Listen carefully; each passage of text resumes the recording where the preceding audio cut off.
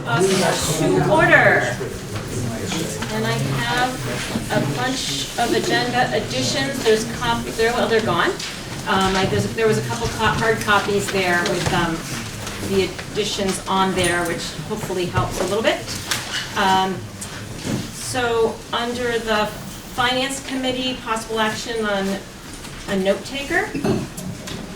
To the end of, also under Finance Committee, I don't know how this got lost, the budget discussion. So Frank, when you asked me that question, like, why are we having a budget discussion? I don't know how that got lost, but we will be having a budget discussion. I wouldn't miss it for anything. Anybody who knows me knows that. To the end of the committee reports, we have some Leadership Council appointments, and Sean wanted to just talk briefly about give us an update from the Guilford Leadership Council. If anybody else has a brief update, I would entertain it, but I'm not going to do a stop and pause because we have a lot of budget stuff to get through and I don't want us to lose sight of that. And there's a new business item, under new business, item C. I'm floating an idea that the board authorizes a small amount of expenditures for the board chair and vice chair for unexpected urgent expenditures such as legal assistance or filming, and the board would ratify after the fact, because in the past I've had to say, okay, I'll pay for it myself in order to have filming of a meeting because we won't be meeting and we can't warn a meeting in time. So that's my thought process. And also under new business item D, there are retirements that we will possibly take action on. And I'm sure with some of them, we'll try to figure out how we cannot take action on them. So with that, I would move on to I would welcome everybody first and say that, as is our custom, we will take comment on any agenda item. I try to have the discussion with the board first and then take public comment before any vote. If I forget, please raise your hand and wave it wildly at me. Before you speak, please state your name. With that, I'll move on to the clerk's report. I will entertain a motion for the approval of the minutes of December 18th. So moved. Thank you, Sean. Second. Thank you, Thomas. Any discussion? Hearing none. Oh, I have another welcome.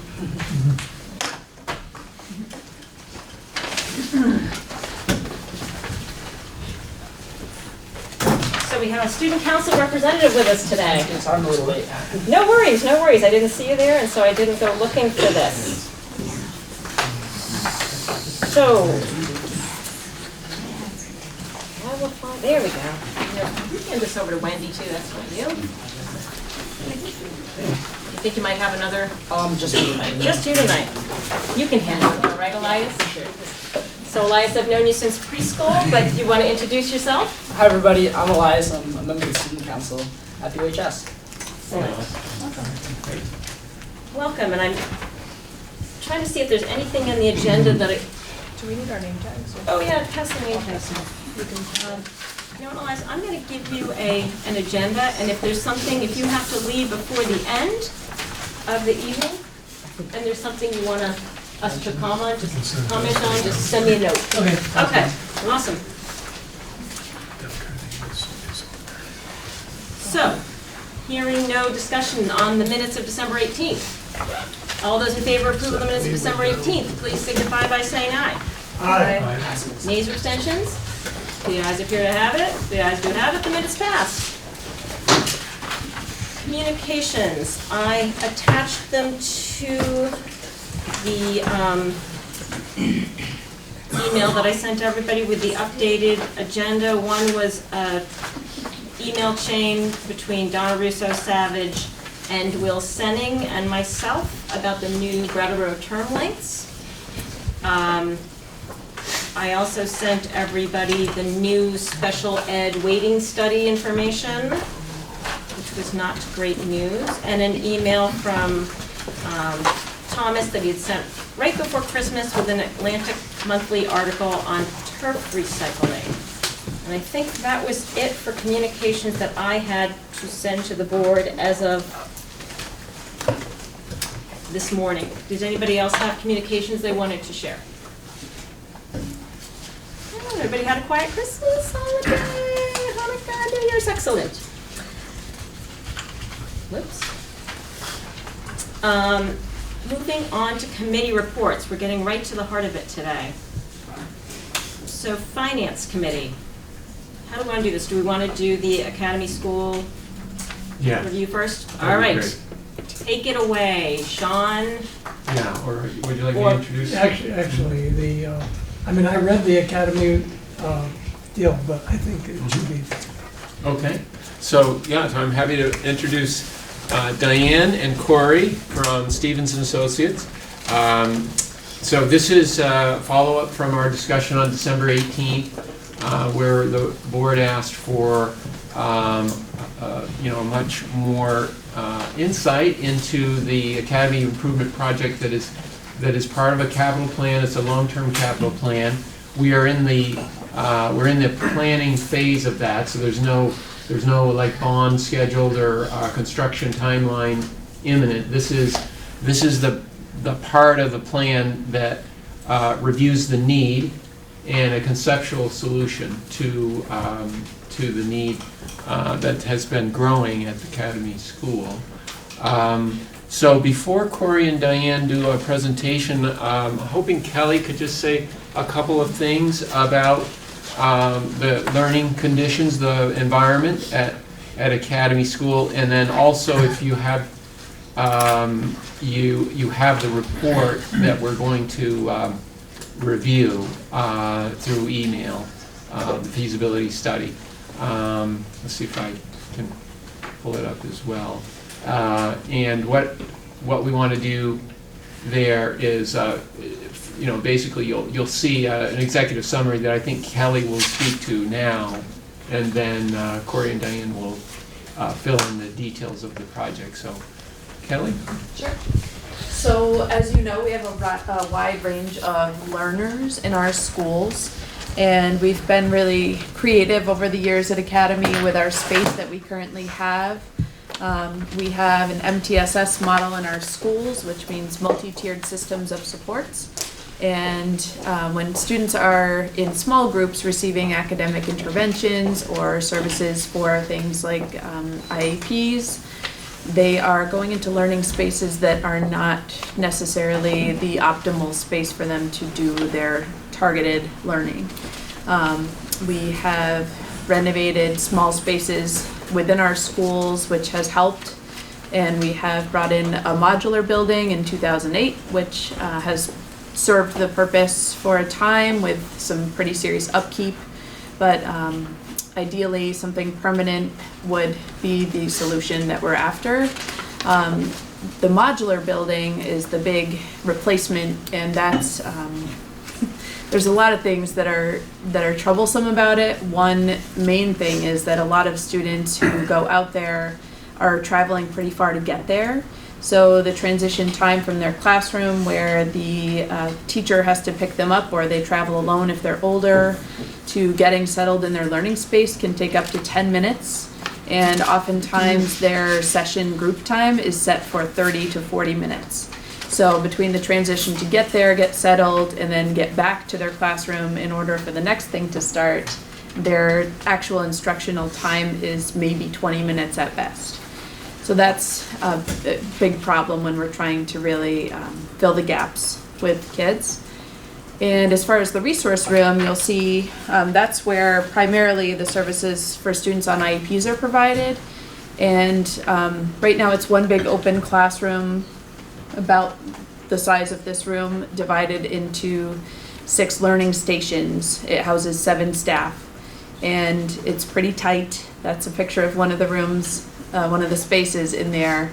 There are currently not any partitions built up, so there's tables and chairs, and there are dividers that are about 4.5 feet high. And everyone works really hard to keep their voices low and be respectful, but sometimes every learning space is full with kids and teachers. And for some of our students who have the most specialized needs for instruction. They're really distracted in that space. It's really hard for them to get what they need. So we're looking for partitions to be built up, and you'll hear more about that in the resource room, and ultimately replace the space of the modular Casablanca to a permanent structure that would house a more private space for academic interventions. Okay, so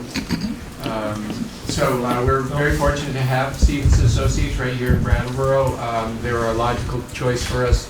Of course, the former Brattleboro town folks would recognize that Stevens Associates has assisted with the pellet boiler renovation project, which has been very successful. So they had a good knowledge of the facility and a great reputation here locally. So Corey and Diane, you want to give us an overview of the project? Yeah, thank you, Frank. Does this work as far as standing here and presenting at the screen? Do you have the screen and me on the same? No. Okay, great. My name is Corey Frazee with Stevens Associates. Thanks for having me. Thanks for the introduction. Diana Abadi is an architect with us who has done a lot of school projects in her past. I'll just provide a quick overview of the work that we did, and then we will try to quickly take you through the slides. Except for the site plan, all the information is included in the report, and we want to kind of get through all the slides, and then we can open it up for questions and get into more detail as needed. So we completed a schematic level design for looking at the two spaces Kelly referred to as the resource room and an addition that would replace the White House at Academy School. And a large piece of that was a feasibility study, as we call it, proving out that the project was viable. We looked at actually two different locations for the addition. I am a civil engineer, so I looked at the site and I looked at permitting to make sure that the project was feasible. And then through a series of meetings we had, Diane had an extensive conversation with many of the staff at Academy School, going through a programming exercise to identify the size and needs of the space. And that has been in the works for about 9 months now.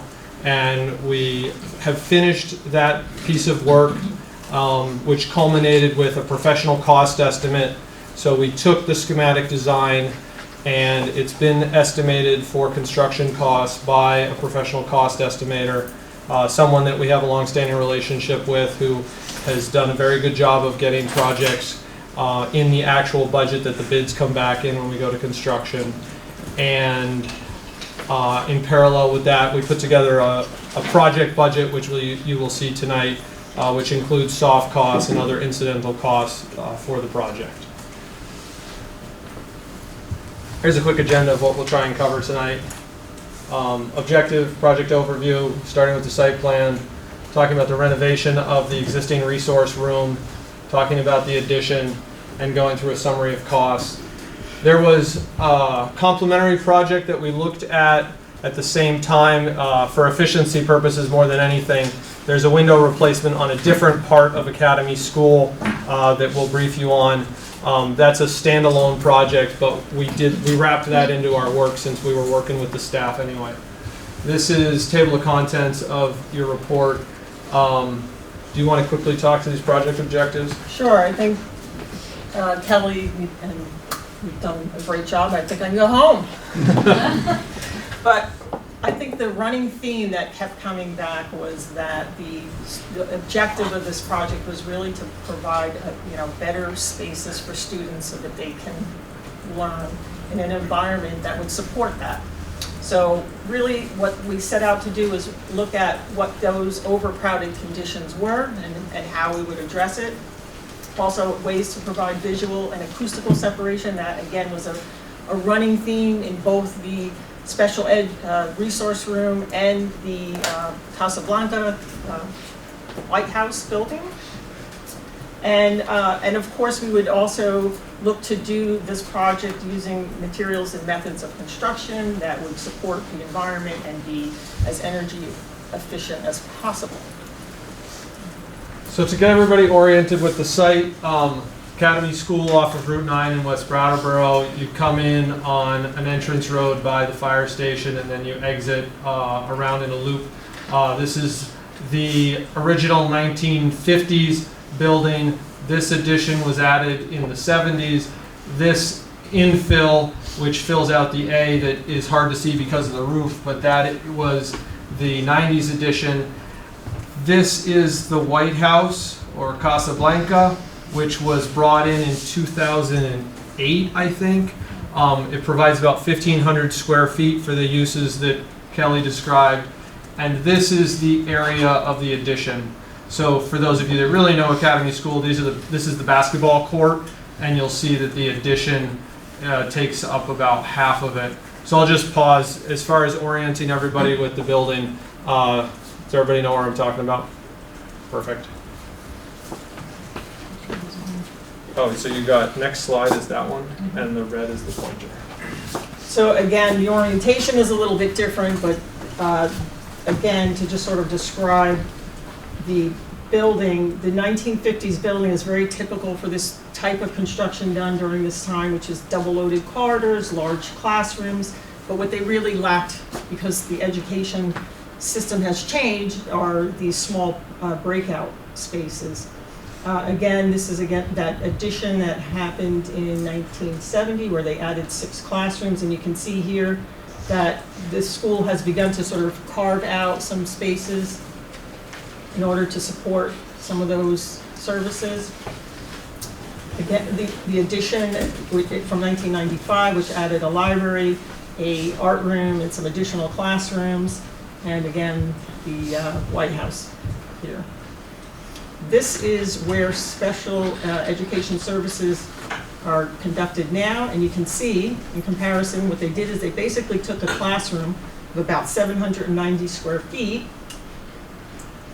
and carved it up into spaces where students meet. Again, you'll notice these are not walls. These are basically partitions and bookcases, and you can imagine the volume and level of noise as this room fills up. And teachers do a remarkable job, the kids are doing a remarkable job, but it is a very challenging environment. And it's really 10 pounds of potatoes in a 5-pound bag, for sure. Diane, can you just pause for a second? Yes. Do any of the board members need hard copies to follow along? Would that be helpful? I know most of you have it in an email, but if you want hard copies, we can queue you up on page numbers if you need me. Anybody else? So we looked at a number of options, and really, that the most I can see getting out of a classroom of this size is 4 breakout spaces that provide approximately 150 plus or minus square foot per space, which is a comfortable room or meeting room for 5 students and a teacher. Could you get a 6th student in there? Probably, but this at least stays within the sort of guidelines of Vermont for instructional services, where you want at least 30 square feet per student. So oops, sorry, wrong one, pointer. So what we would do, there is a door in the current location is here. We center that door. This way we can provide a sort of double-loaded situation.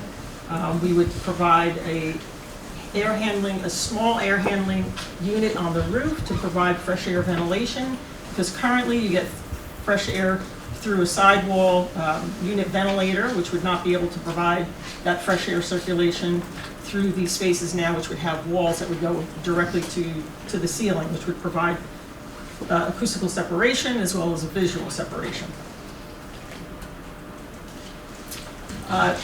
The second part of this study also looked at the demolition of the White House and the replacement of an addition here at the end of the building, where this is, I guess, the basketball court now. And it's a 2,100 square foot addition that, well, before I get into that, this is actually a very diagrammatic plan of the White House and how it functions in terms of you come in from outside. This is the core of bathrooms and service. This is circulation. And basically, students and staff are limited to these little sections over here, which again are open environment situation. So there's no visual or sound separation. It's very chaotic.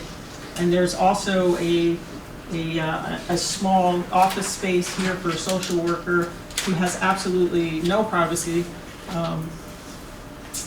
So what we're proposing, and again, here are some slides of the White House, and here you can see a student walking from outside, going into that building.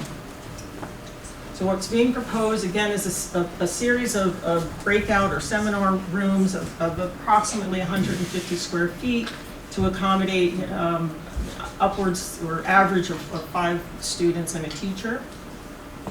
So we're on page 6 of 9, appendix C. We would also have some spillover because, again, if you go back to that resource room, I really am recommending that 4 spaces you could probably get 4 spaces, but if you remember, there's at least 7 functions going on in that room. So some of that would spill over into here, and probably assign some resource space here, and academic support along in here. We would need to add another bathroom. I think it would be a pretty bit of a long walk for a kindergarten or first grader to try to make it down all the way down. So we are providing a single-use toilet here.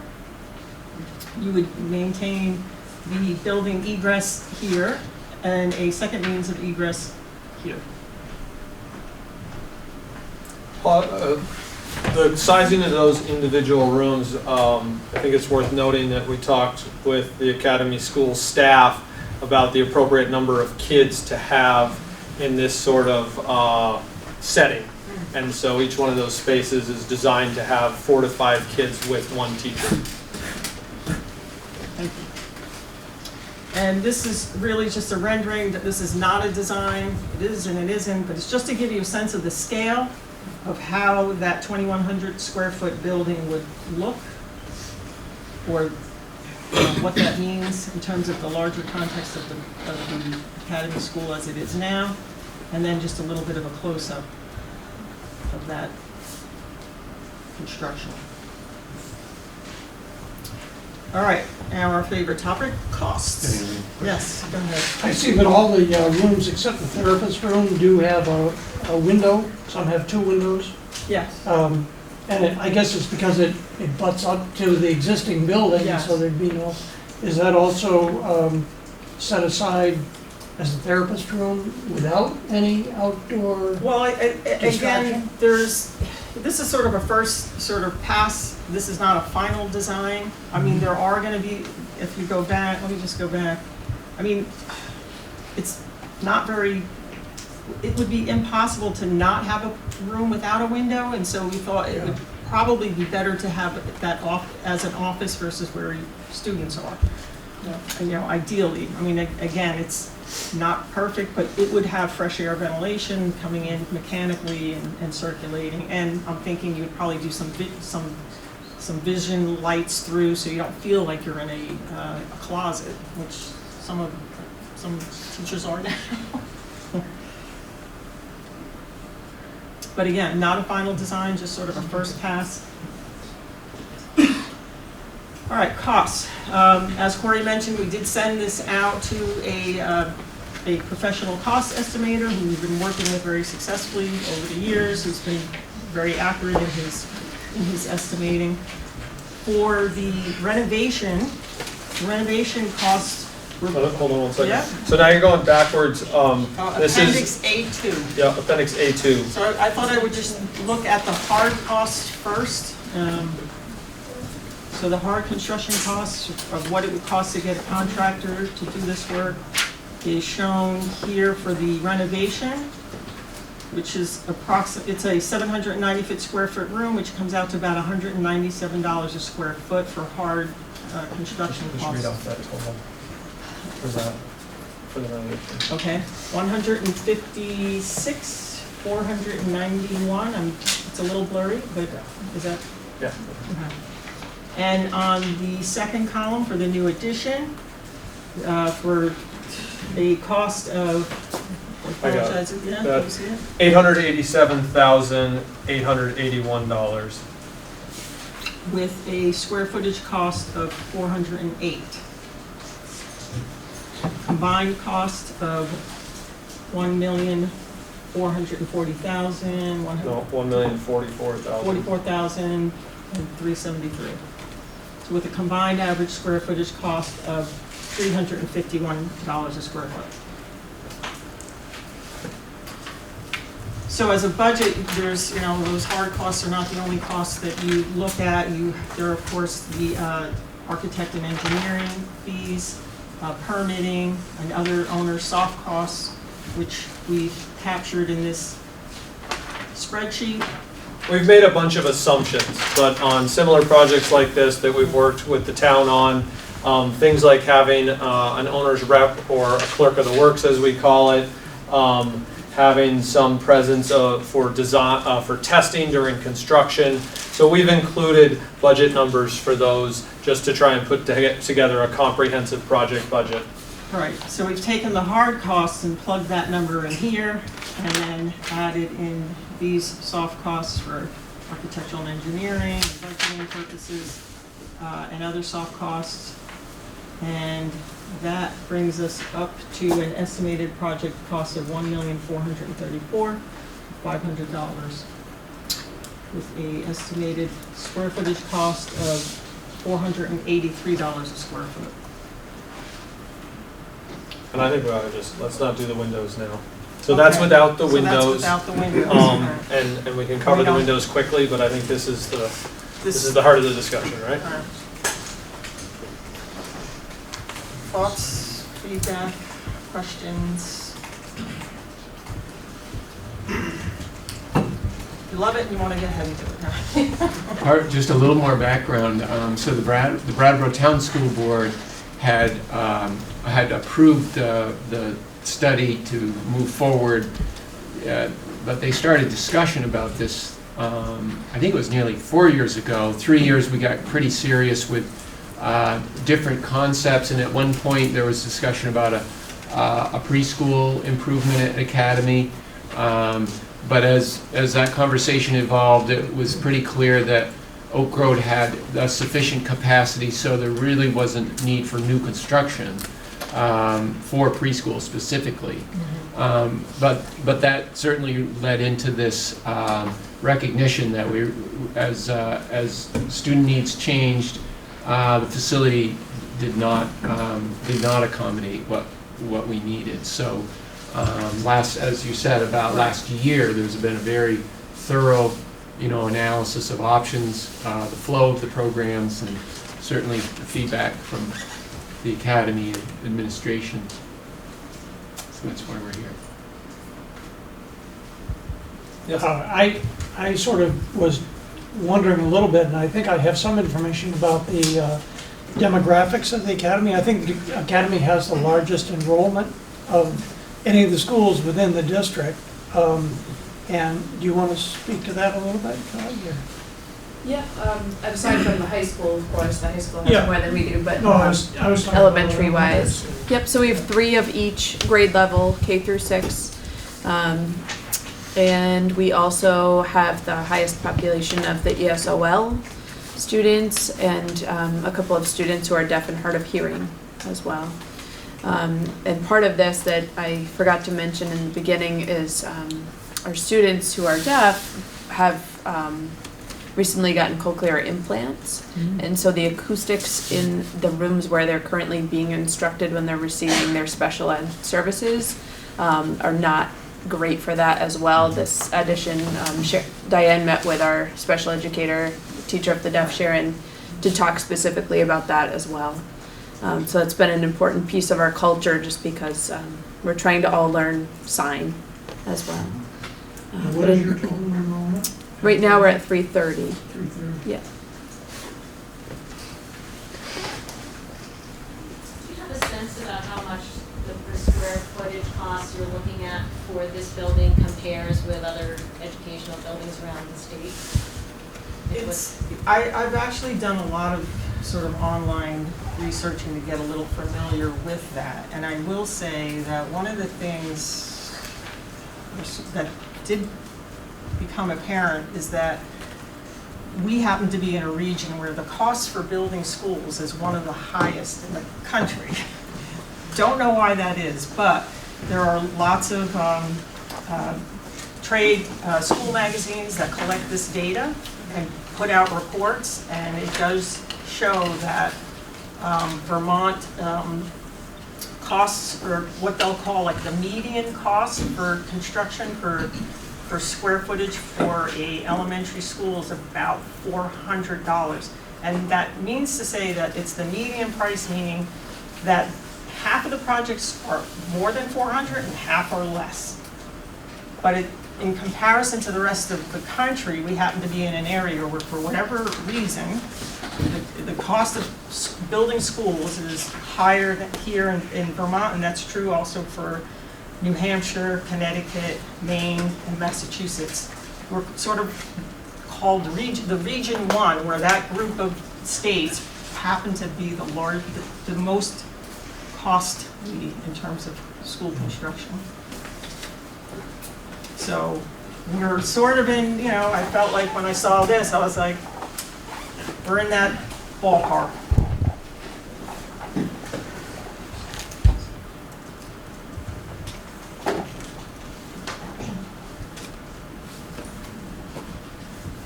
Shall we go out of the window? Hi, Jody. Is it okay for me to speak? Yes, Jody, go for it. What is the projection for the students going in numbers, growing or less in Brattleboro, number one? And number two, are you just building enough to take care of what we've got, what they have right now here? And would it be prudent while you were in the building, if you thought you were going to need more 4 years down the road, to expand it a little bit? I don't want to put money, costs onto our taxpayers, but how would that? In other words, are you asking, is the addition the right size right now, but in 5 years we're going to find, again, I don't know if that's something in terms of projection of enrollments that Kelly might be able to speak better to. I think Frank has the more across the Brattleboro numbers, but in terms of the size of the addition, Jody, we were thinking about that in terms of replacing the amount of space, which is the 1,500 square feet of the modular, and we recognized that the addition's a little bit bigger than that, which initially we had hoped to match the 1,500, but in thinking about the needs and when Diane met with all of the groups of people who teach the kids, it was clear that, why are we gonna continue cramming ourselves into these little spaces that aren't great when, if we're really gonna do it, we might as well do it right. So I think that was a big piece of our conversation with staff and with each other. And I think part of the consideration too is that our need for space isn't necessarily related to our student body. It's the services that we're providing to students, which has expanded, And will. and could continue to expand. And so it's not necessarily student population that might tax our space going forward. It would be demand for services. John, would you introduce yourself to the TV audience, please? Sure. Sorry, John Sessions. I'm the assistant principal at Academy. Thank you. Which makes a very good point, because again, you're working in a building that was built in 1950, which had a completely different way of teaching. There were a desk and a chair, a teacher at the front, and it worked really well. Now, but here we are, many years later, and the whole teaching methodology has changed, and we're working more in groups, and groups require more space, and more project-based. And then specialized instruction. You didn't have that kind of specialized instruction in the 1950s. If you look at the original building, it was classrooms, administration, the nurse's office, the principal office, and I think you probably did art in a card and music. There wasn't any dedicated, I think the library was a very small little room at one point. So it's changed, even though the population isn't, maybe hasn't changed certainly the services having a needs for smaller rooms and meeting spaces and breakout rooms for kids to get those special services is definitely. And to add on that, I think one of the things that we struggle with is it does become an equity issue, and that oftentimes the groups that are confined to closets that have been transitioned to instructional spaces are groups that are often disenfranchised within the system. You know, as an example, our English as a second language program is being taught in a closet. Renovated. Renovated. It looks nice. It's got a window. But that was a supply closet Yeah. that we turned into instructional space for students that really need that space and it is a critical piece for them. And so it does really raise some equity issues for us as a school community. Just regarding, but also regarding the enrollment question, Jody, when we look out, the three Brattleboro town schools, the enrollment is pretty remarkably consistent, around between 94 and 104 students when you put all three schools, and because there have been three schools, when there's any kind of a serious enrollment, maybe a bulge in one place, there's capacity at the other schools. So, but it's been stable, and there's just very recently we've seen a little bit of a decline, but over the years it's been pretty steady. So we expect it to continue. Yes, sir. Tim Maysale, Brattleboro. We've been talking about the three schools in Brattleboro. I'm wondering if the schools in Putney, Guilford, and Dummerston are facing similar issues. And then the second minor question is, what's going to happen to the basketball court? I can answer the second one. There's two basketball hoops, and one basketball hoop will still have space to this, help me out, to like the southwest side. So there will still be room to play half-court basketball. And the second basketball hoop is too far away and down a hill, so they never play full court anyway. We have to figure out a spot for the help me out. Gaga ball court. The Gaga ball court is Yes. the one that I think the kids are gonna miss. And we're lucky to have a big playground, so Yeah. we're not short on room. to Right, make it move it use. around. I've envisioned moving it around the corner. Yep. So then you'd have a basketball court and a Gaga court. Regarding your first portion of your question, so all of the boards have been, as separate districts, engaged in a discussion around the learning environment in their schools and have had capital plans. None of them have had the capacity issue that Academy School has, where a modular building had to be brought in to accommodate more students than what the facility was designed for. So that's been a unique issue, but on the other hand, all of the schools have made a major investment in energy efficiency upgrades in the last 5 years, certainly within the last 3, very significant improvements. And so as far as learning environments and addressing with air quality and heating, ventilation, and then cost efficiency, there's been a very significant improvement. But there's work to do. There's always work to do, and all facilities depreciate over time and eventually have to be replaced. So that's definitely part of this discussion. Thanks.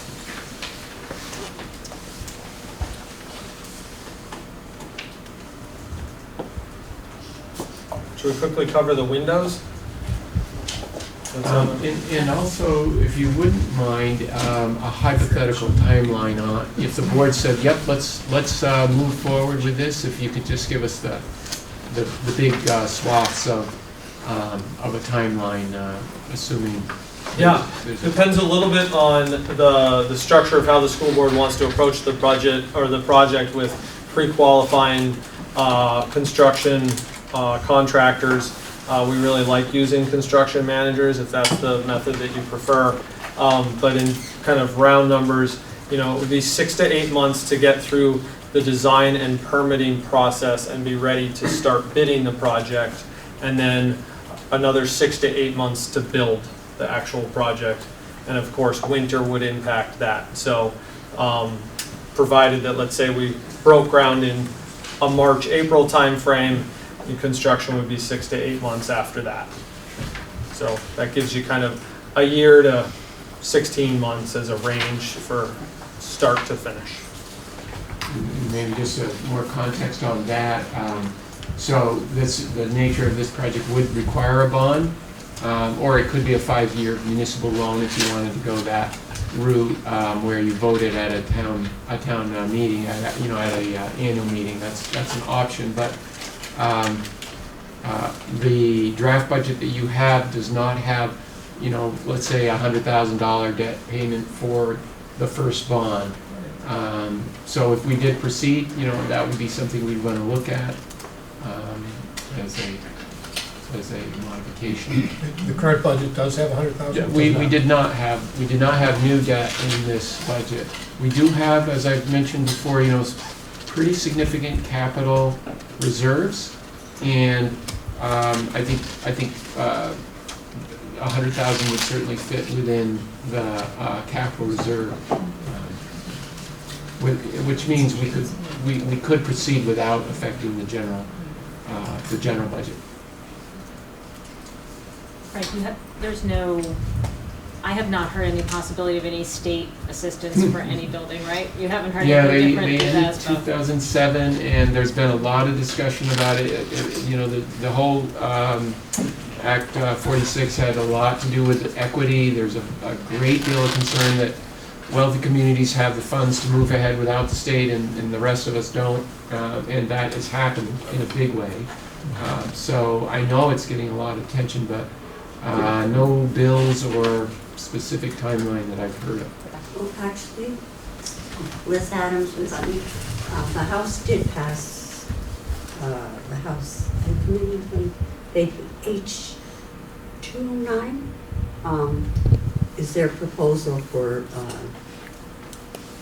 school construction. It didn't make the crossover. Mhm. So Right. that's where the Senate will Yeah. look at it, and it's a really wonky bill. Yeah. I don't think that we would particularly benefit from it. It's out on the wall. I don't think it's going to go anywhere this year, Right. probably. It's the same group of people. So I have a question. So I didn't really understand what you said about $100,000 in debt. I mean, none of it is in the current budget, but if the project costs $1.4 million. Mhm. So we borrow 1.4 million through a bond sale. We Okay. pay the contractor that in the year that they build it, and then we start making payments to the bond bank of $100,000 for 20 years. Oh. And 100 is a very just super round number. I would have to get a bond amortization, but it probably would be somewhere in that ballpark. So some of it we would pay from the capital fund now, though. I'm saying that the first bond payment could be made from the reserves out of the capital fund. Yep. Do you know roughly what the existing Brattleboro Capital Fund is now? It's about 400,000. Okay.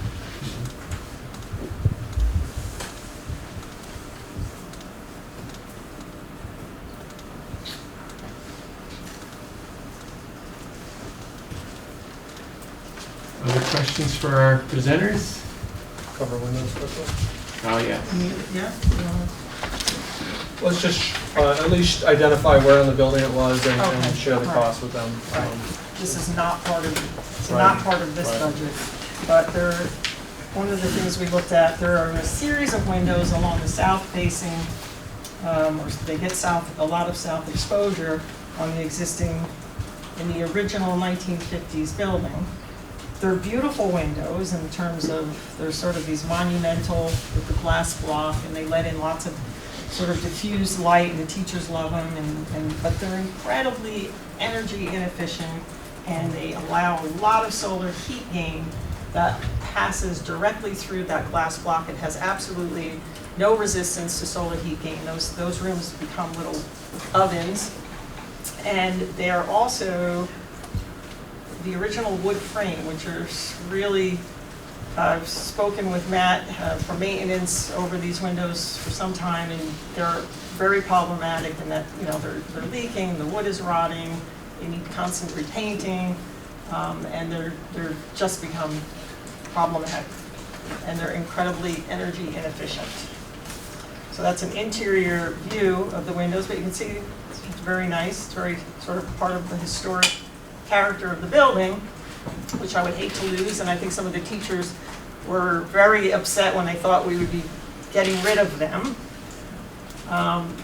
And one of the things we looked at what you'll see there on the left is an option to use a translucent panel that allows that same sort of beautiful light to kind of filter in, but it blocks the solar heat gain. So this is, you're not looking at Academy School.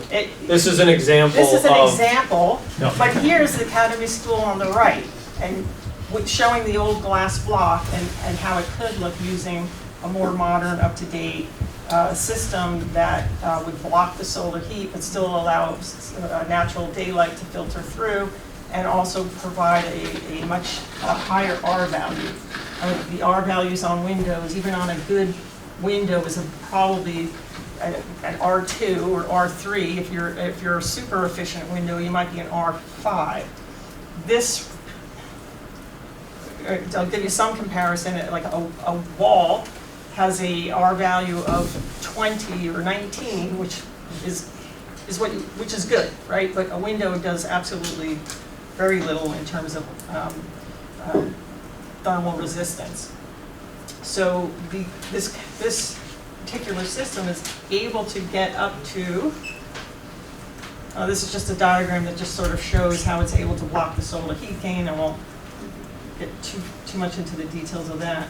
But just to give you an idea of what the R value of, this is very comparable to what a wall can do in terms of resisting heat and loss of heat and cooling.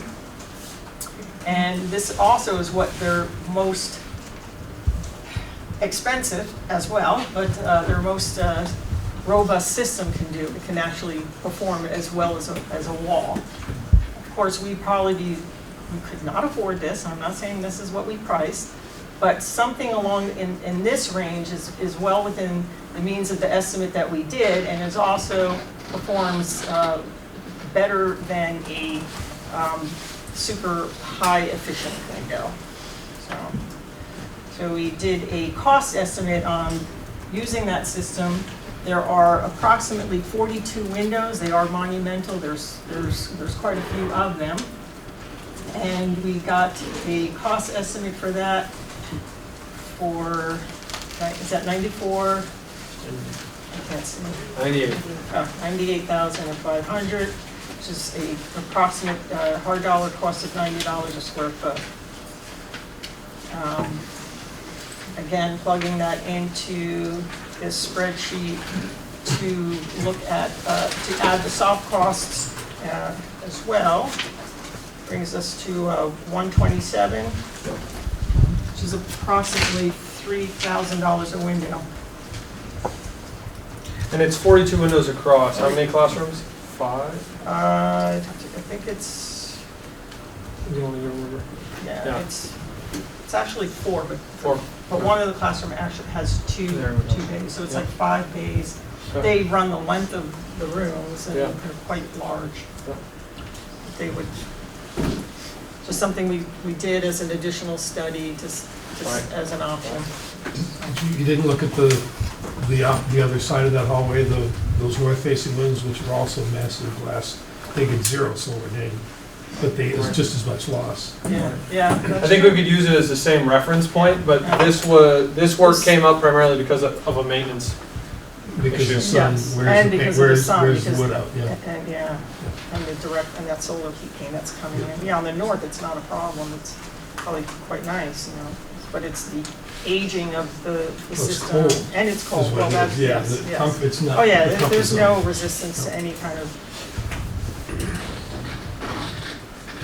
So the coupling of these two projects would probably have some advantage doing it together in terms of the overall cost?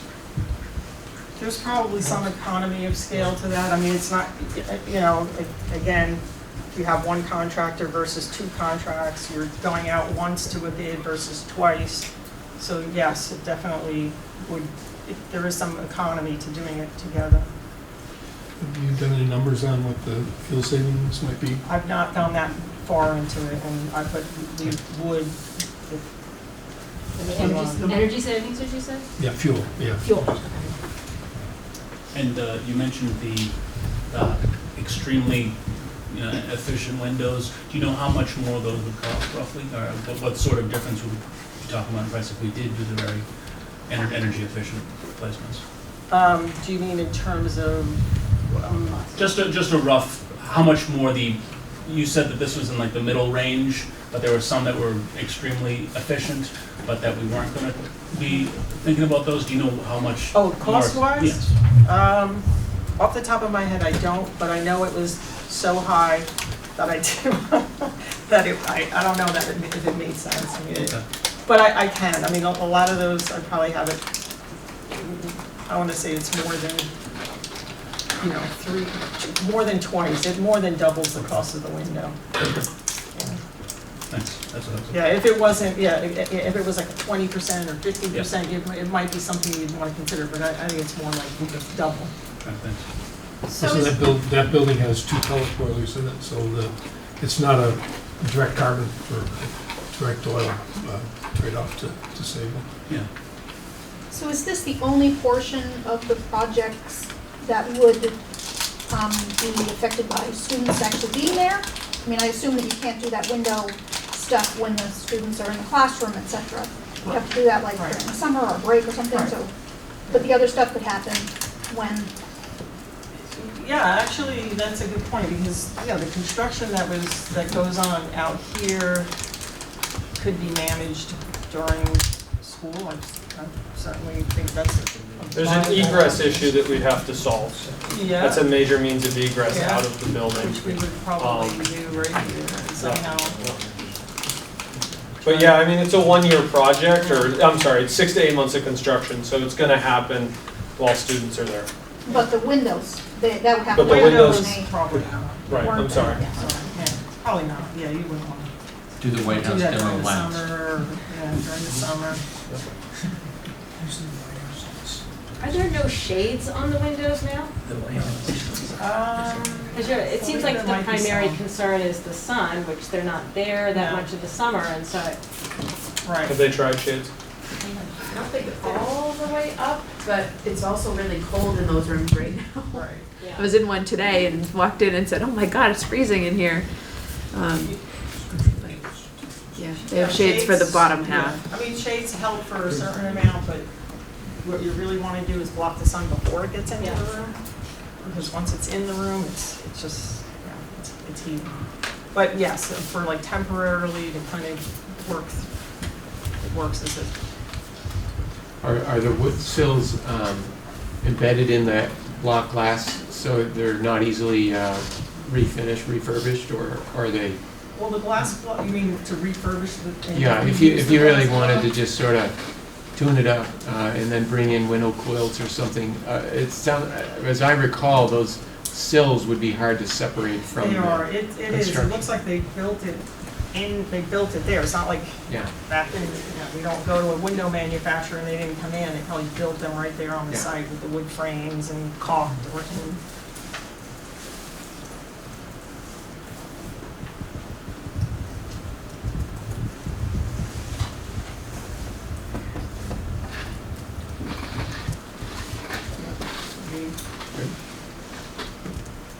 Anybody have any other lingering questions?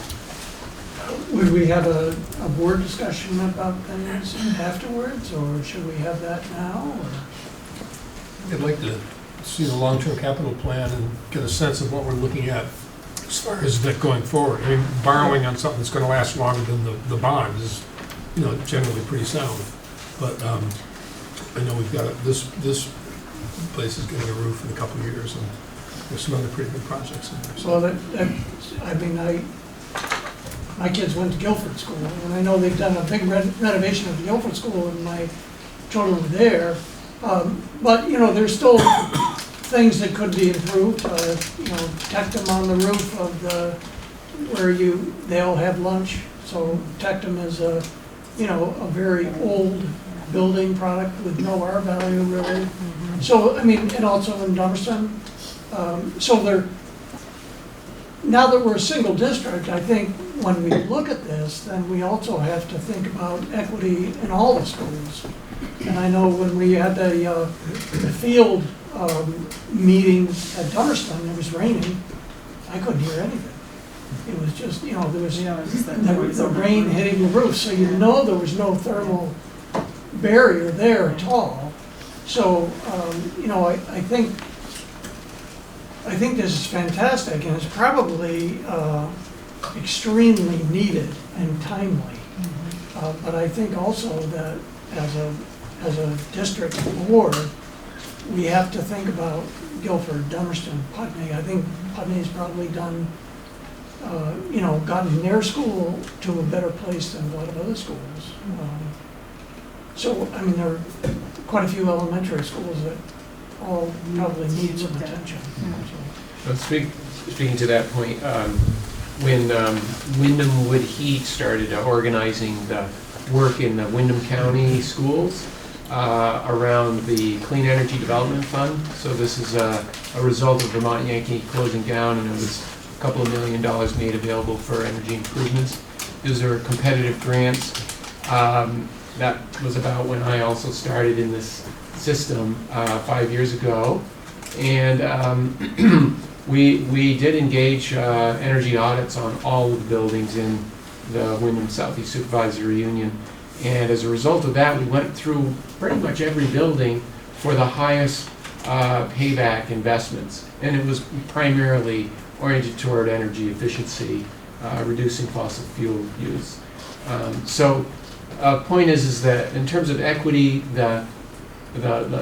probably the low-hanging fruit has all been captured, and we very much made use of I think we got maybe 90% of the funding, and it has to do with who's going to the table first.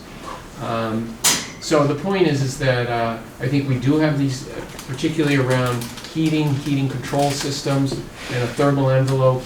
That we're primarily wood energy in this system now. We do have a couple of schools that are not, but so I think that the most important work has been done, and as I say, there's a lot more to do, but it will be that 20% costs a lot less of a payback on it. That needs to be done. And in a way, I would say the way it's laid out is an instructional need more than anything else. That does make it a little more appealing.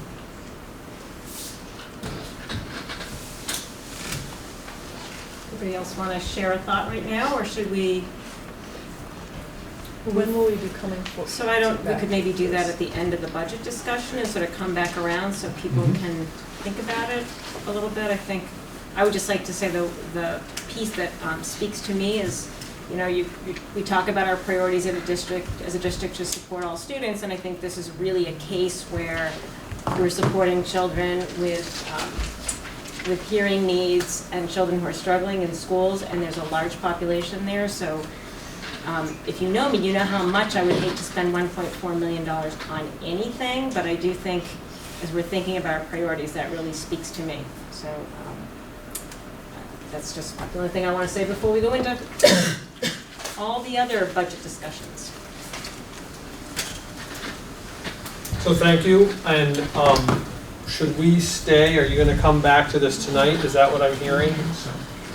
I don't think you need that. Okay. Yeah, I think this is incredibly thorough. Your presentation was incredibly thorough, and I think people got their initial questions answered, and I think it's more now, we may have some questions, but I don't think they would be able to answer on the spot, and it's more a discussion about how to spend how to fund all our priorities. Fair enough. Right. Good. Well, we're happy to come back. Yeah. Thank you for having us. Thank you. So the next item under Finance Committee was there had been a request at our last meeting to discuss our projected deficit primarily from unexpected special education costs and to come up with some possible strategies but Frank has been working very diligently to get us these numbers from the state, and at 3 o'clock we're still pulling this together. So he will have to go back and speak to special education and kind of get a sense of where we think the deficit's going to be, so we can.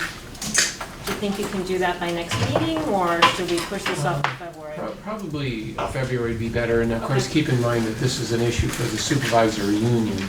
Right, Of course, that is of course it affects the SD, because that's where the money comes from. Right. But typically, when there's a variance in an assessment, the SU fund balance carries it into the next year, if it's sufficient. So that's the question I will address, yeah. And the other item under Finance Committee is a request from the board for paying for a note taker for Finance Committee, because it's very hard to be a member of Finance Committee and take notes because you have all the spreadsheets in front of you. Frank has graciously done it for years, but he has asked if the board would be willing to take one thing off his plate in a very busy transition year at least. And so I believe, so Sean, have we settled, do you want to make the motion? Well, I would make the motion, there was a dollar amount, I wanted to make sure that the dollar amount is accurate for a named motion. So, I believe it's $45. yeah, that's what I had written down. So Is that what you believe is right? That's what I cool? have written down is right. All right. Thank you for All checking. right, I would make a motion that the WSESD board authorize the hiring of Wendy to do the note-taking in the amount of $45 per meeting for the Finance Committee for the WSESD. Thank you, Sean, for the motion. Is there a second? Second. Thank you, Ann. All those in favor of the motion, please signify by saying aye. Aye. Nays or abstentions? The ayes appear to have it. The ayes do have it. And I'll say Wendy did tonight, and thank you. Thank you, Wendy. Oh, you're welcome. And that was it for Finance Committee, am I correct?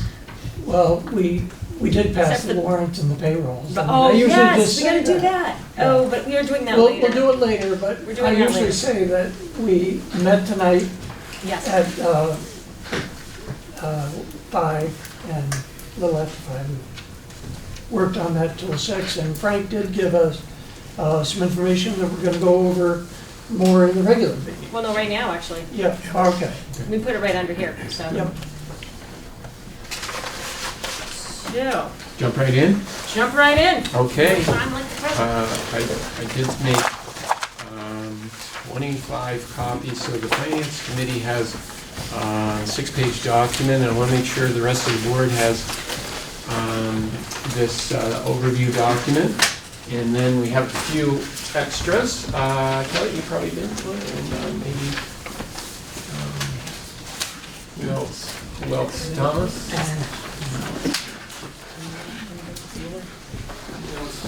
Anyone else? I need a copy of the document. Oh, here it is. Good? We already have Okay, it. Yeah. there are a few. Yeah, yeah. Yeah, that's great. Yeah. Yep, can I, yeah, if you don't mind, can I just, thank you. So, you take one if you like. Is it online? And this will be online tomorrow.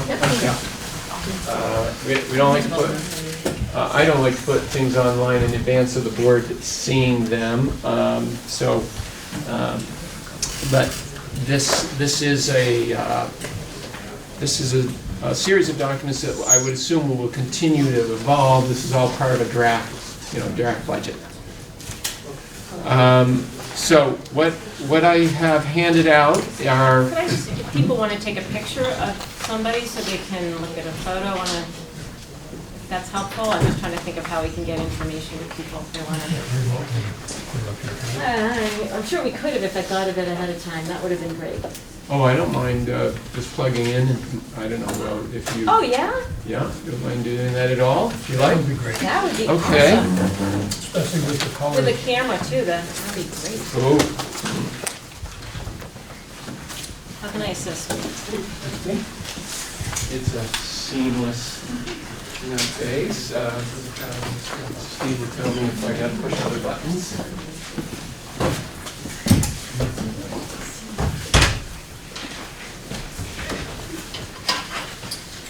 There we go.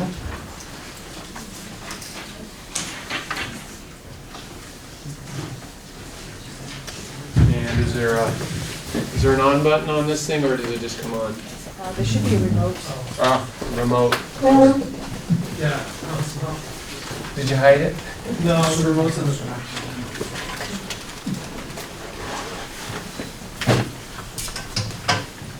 Somewhere? Yeah, I think I heard it. It's humming. Yeah, I hear it now. We're good? Oh, thank you.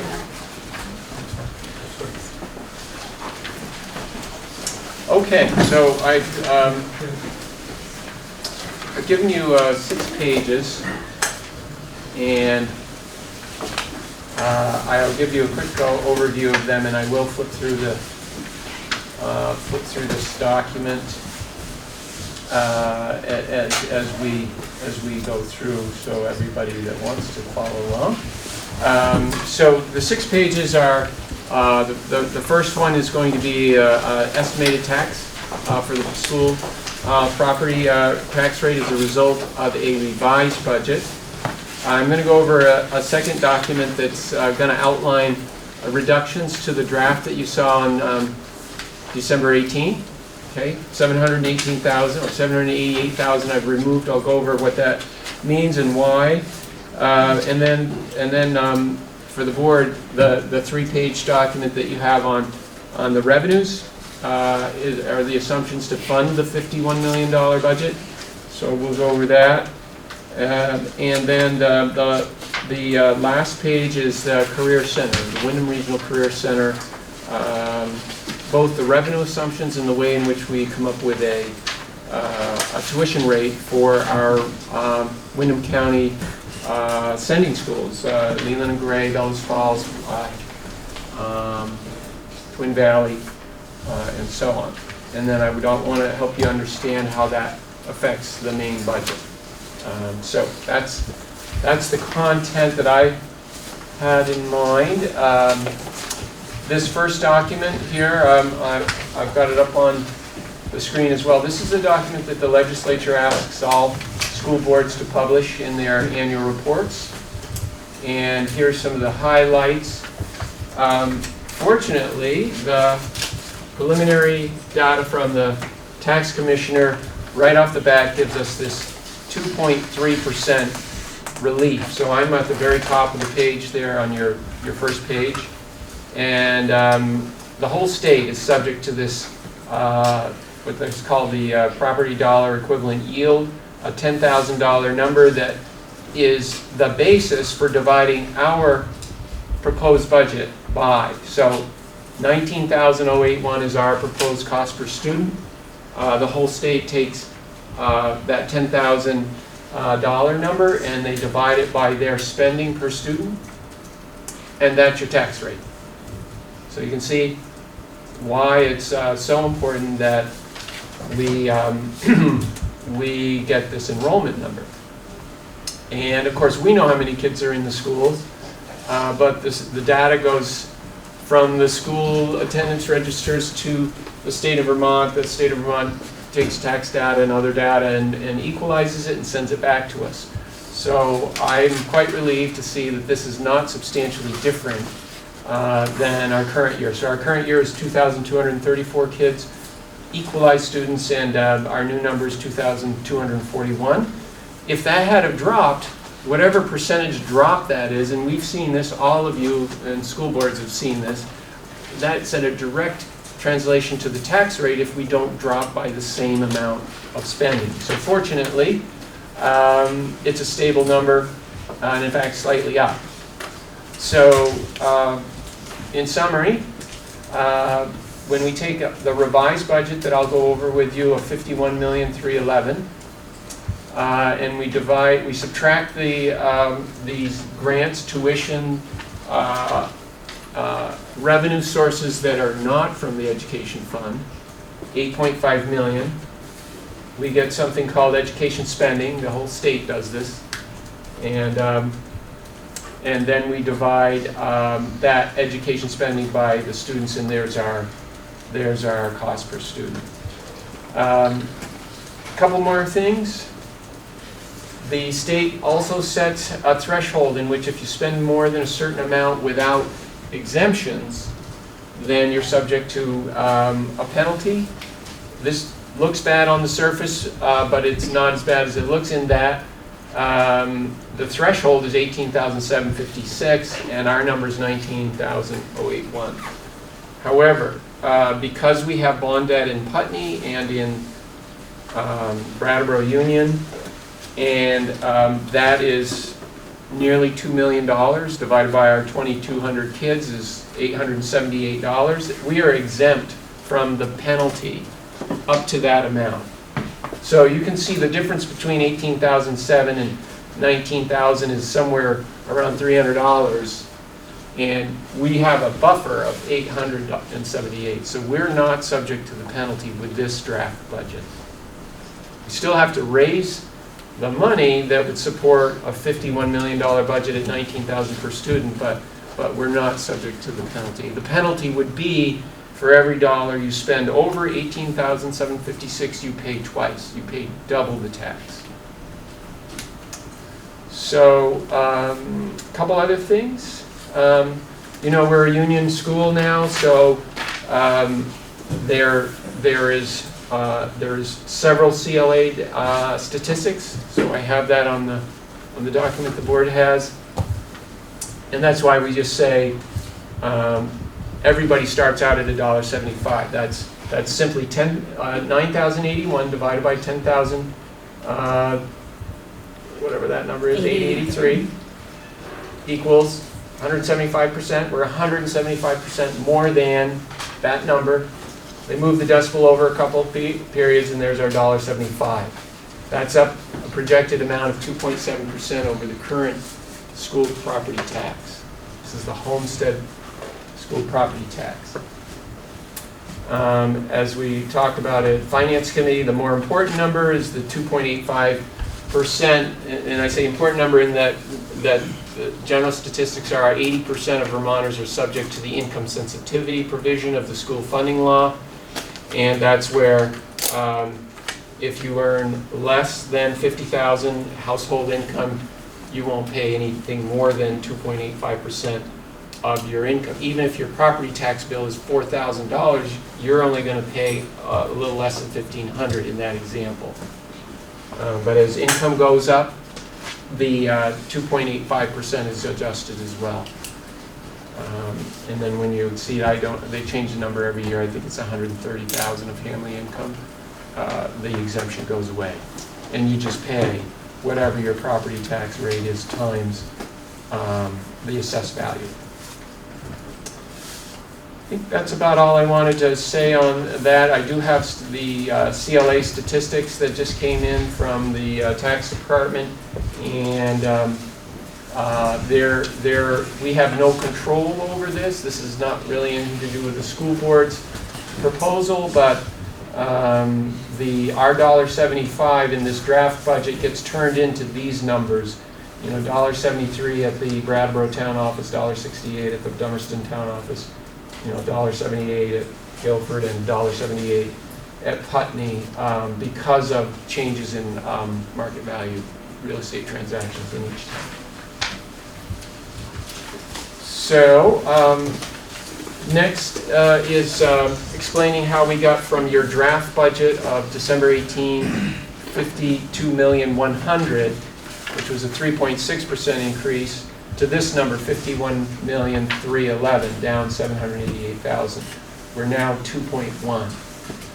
I think all of the changes that I made were associated with the state statistics that I received just a week ago that allow me to translate state aid that also calculates certain costs. So I'll go over that. Any questions on this before we move? Okay. Okay,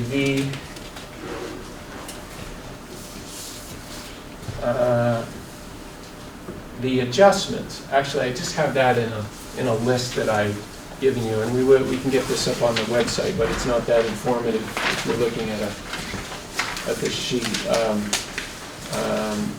So this handwritten page 2, that's the list of adjustments that I've made to the draft budget. You see the largest numbers there are primarily associated with calculating the Windham Regional Career Center tuition rate, which then has to be booked into the BUHS portion of the budget. It also goes to the Vernon budget because they have students as well, but there's only one secondary site, in Windham Southeast School District. So if you went to your page 14, you see on the far right of your budget document, you would have seen, and this is your budget document from last meeting, you would have seen a number of $814,000. That was just a copy of the FY20 number. And I'll show you how I calculated the $625,000. That's on the last page that we'll get to. And so there's a reduction of $188,000 from what was the FY20 baseline. I didn't make any assumptions until I got the state 6-semester average tech FTE. So that plus the there's a state, what they call a state share, and then a local share, that you can see those reductions of $188,000 and a $225,000. I removed those. The other large adjustment down is the transportation. You remember the evolution of our budget development last year. It was unusual in that we didn't have a clear path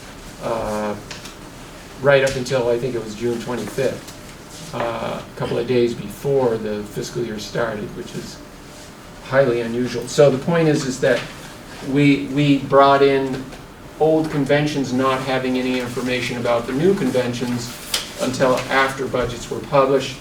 So where we had in your draft budget December 18, $979,000 is assessment from the SU for transportation. I've adjusted that down to $658 because the SU is going to get the state aid. Before we had the state aid in the districts, that's the way we all had that. But the state said, we're not sending you the district, the state aid. This again, it kind of illustrates why a supervisory union doesn't really make sense from a a budgeting point of view. Why would you have a different entity have all the costs and then get all the aid and then send you a net assessment? It just confuses everybody and it's a lot of extra work, but that's the way we're structured. So that's the nature of the adjustments. The other ones are relatively small, but they have to do with when the Finance Committee and the Supervisory Union Board passed the Supervisory Union budget on December 11th. We didn't have the final ADM statistics from the Agency of Ed, so we do have them now, and I made those, they're relatively small adjustments where it changed the proration of the district share of costs. So those adjustments have been made. That's how we get to the 51,311 that you see on this tax document here that we started with. I know several folks have talked to me, principals, primarily administrators, saying, "Hey, I've got some suggested adjustments that we should discuss." And I assumed we may have other discussion about potential changes tonight. I knew that we were going to have the bond or potential discussion about project academy, project improvements. So I thought we would aggregate whatever the feedback is tonight, and then I will be sure to follow up with all the folks that have contacted me and Lyle about other changes, and then we would have something for you on the next draft, which I would hope might become the final draft. So the next 3 pages are the revenue assumptions.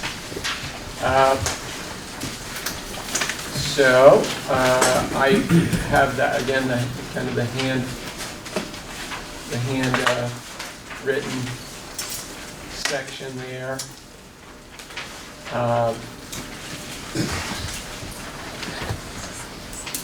Page numbers at the bottom there. And these 3 pages total up to $51 million that funds the district.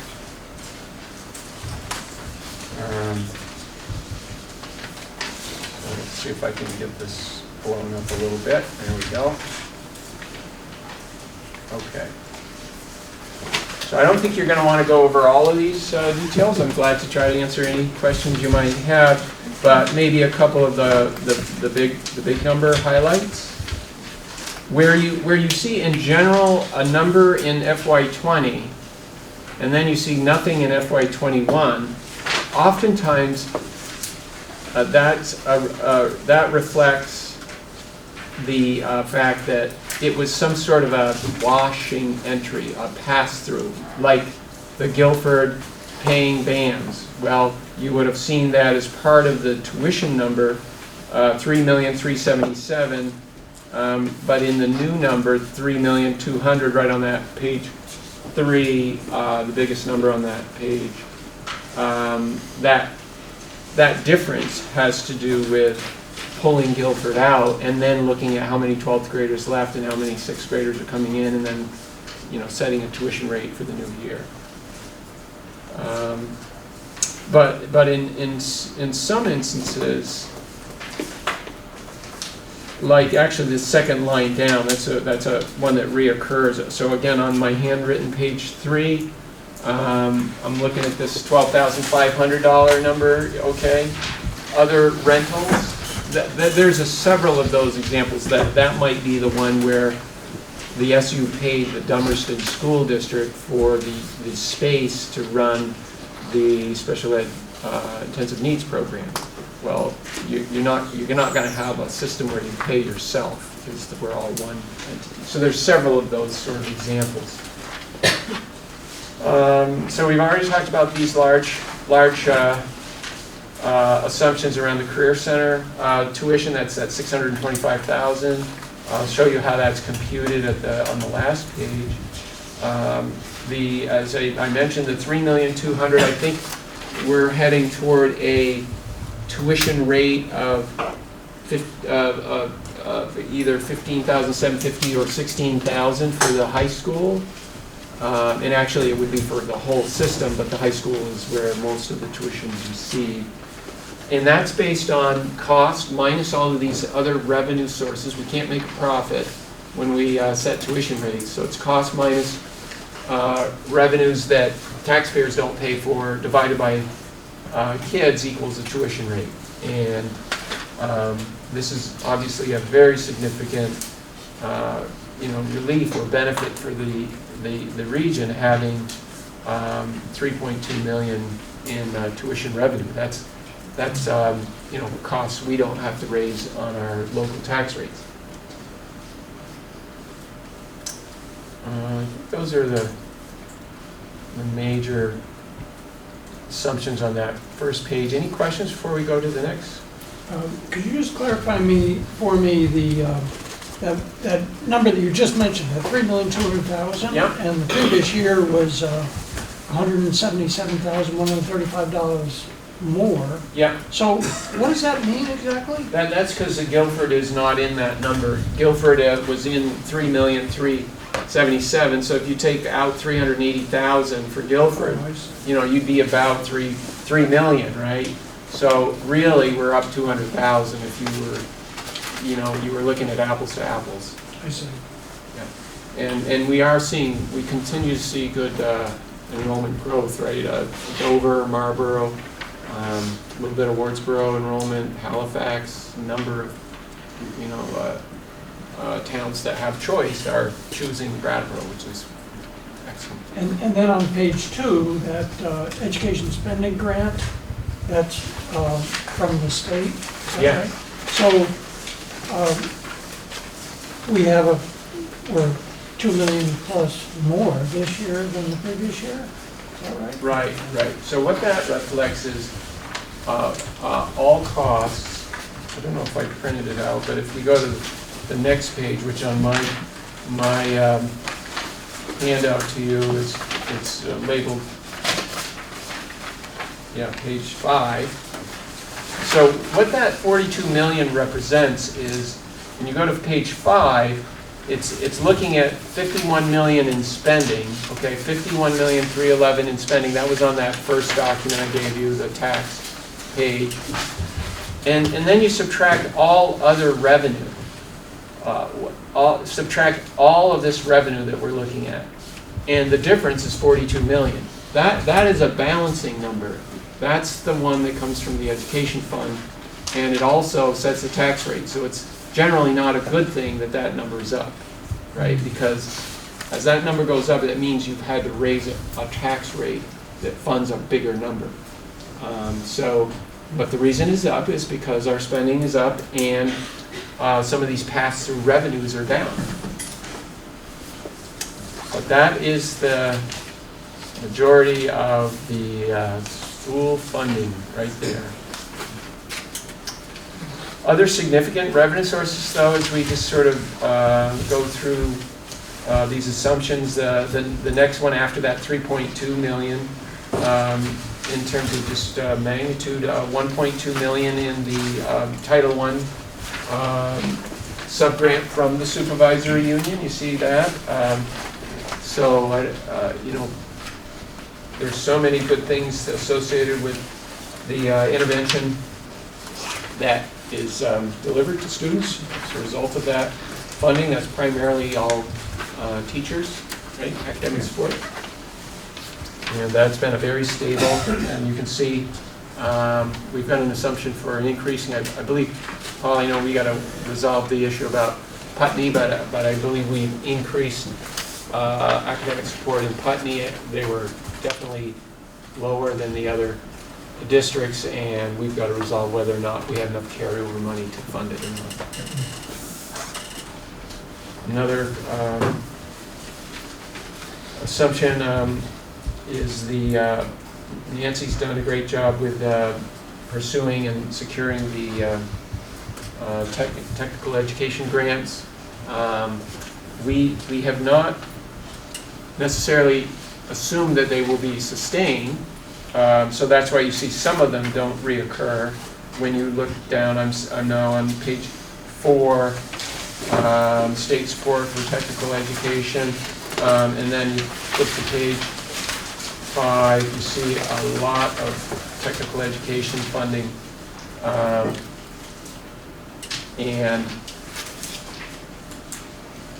there are a few there that we are not necessarily sustaining because they are intended to be one-time grants, but that is also a major part of our $50 million in sources of funds. Ultimately, we come down to the total of all of those revenue assumptions, $50,511,000, and if you flip back to your first page, you don't have to, but you will quickly notice that that's less than what we're spending, and so that's a planned deficit, and it's funded through existing fund balance.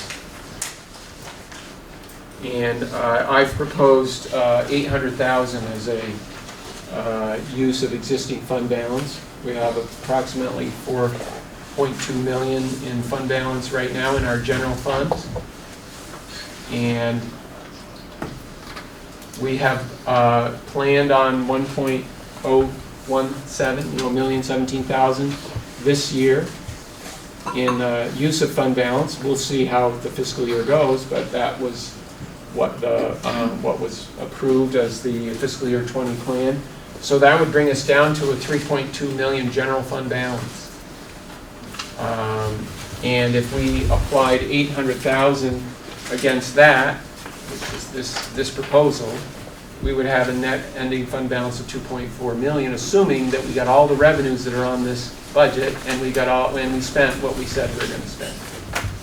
So I've mentioned that this is a unique year for us. It's our first merged budget. We haven't had what would normally be a familiar planning process to us, to analyze so much of what we might typically do, in terms of how might we share programs, how might we reevaluate program delivery and so on. The way the timeline came together, it just didn't allow for that. But nonetheless, we're in a very good shape, for moving forward and having the resources that allow us to, start at a conversation with a 2.7% proposed increase in taxes. I'm hearing from my neighbors to the north that they're looking at 20% tax increases in their small towns, and unfortunately in my own town, it doesn't look good. They're looking at $25,000 per student in terms of costs, and on a statewide level, I've heard that so far, it's very early in the budget development process, that many of the tax rates are looking at 5% increases. So we're at nearly half of that. However, here's a couple of scenarios for you, just so as we just before you leave the balances, there's no capital reserves in these numbers, is there? That's right. I do have the capital fund. Oh, that's fine. We can get another time. And because we have additional right. funds for capital. So at the end of looking at the end of 21, we would have a little less than 5% in our fund balance as far as the reserve fund. Yes. Great. Thank you. Yeah, and I think it is good to make sure we look at the whole picture on reserves. And I do have, here's the capital fund, so I'll pull that up a little bit more. Here's another look at the same data with the capital also on the page. So 1.6 million at the high school, Brattleboro Town, 4 million, and so on, 2.1 million in reserves. So that's what we ended the year in June with, and those are the ones that are restricted for capital. So you can't use this money to reduce taxes unless you put a warrant on an agenda in a town meeting and you have it voted. So this is where we were just talking about, well, if we wanted to go forward with the Academy project and we felt that it was an equitable investment across the region for facility improvement, we could actually go forward and draw out of that 400,000. The reason why that 400,000 is there is because we did start building the reserve for that replacement project.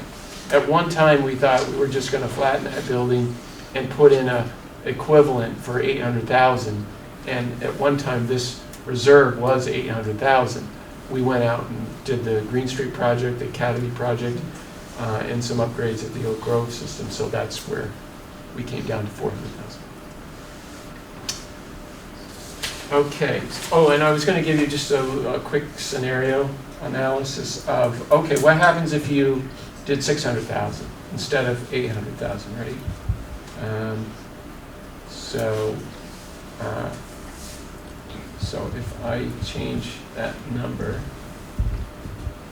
to 600,000, so you've got your printout there of what the tax rate is now, $1.75, and if we did 600,000, then that $1.75 would would go up to $1.76. And I would be concerned about, watching that we don't exceed that 878 buffer between those two numbers, which, that scenario wouldn't be a problem. Some folks might say, I just don't want to go forward with a budget, even though we're not subject to a penalty over the 18,756. That would cost us $927,000 to get under or at 18,756. We have to cut 927,000 or take that amount out of fund balance. Okay, so those are a couple of. Sorry, are you saying we would have to take 927 total or 1.7 from the fund balance? Your 1.7. Second, yeah. Okay. Yeah. Okay. And that would really That'd be most diminish your resilience to future ups and downs and surprises. Okay, a couple more things to review. I think, just one. And probably Nancy's of most interest, but I'm guessing for you, maybe the least interest. But it took me 4 days to get through this thing, unfortunately. In a nutshell, what page 6 shows is the Career Center cost. It's quite a convention Vermont has, where the Career Center is within the tax ID number of Windham Southeast School District. There's no difference from the IRS's point of view or the retirement office or anyone else's in terms of looking at a entity. But for some reason, the state of Vermont has carved out Career Center funding as if they're a different entity within our own entity. So it creates a tremendous amount of calculations and assumptions, journal entries, and so on. So I'll give you the quick snapshot of it. On the far right-hand column, if you went into the detail of your financial statement, your budget, you would see that $2,378,000, the proposed budget for the Career Center. After assigning their share of overhead, like the maintenance of the building, portion of the bond debt, and then taking away adult ed, we come down to that $2,738,000. That's the cost that now we need to try to develop into a tuition rate. Before we do that, we've got to take away all these federal grants that Nancy's gone out and secured, because we can't make money on money that's already coming in from the federal government. So we take away $654,000 in grants, and we get to a number of just under $2 million. You see that in the middle of the page, $1,966,000. And now we divide that by the number of Career Center FTEs, 102. Okay, that's in the middle. Of that 102 kids, 68 are Brattleboro UHS kids. And then 34 are those Newfane kids, Rockingham kids outside of our supervisory union. Actually, now that includes Bernie kids. So we do the math, that nearly $2 million divided by 102 is $19,000 per student. We could charge that tuition rate. I've gone through this with a lot of folks over a lot of years, and it's not in our best interest to do a maximum allowable. If we did 19,000, we would increase the BUHS budget and this total budget by many thousands of dollars. I could calculate it for you, but what we have done is we have followed a number that's similar to other systems in the state.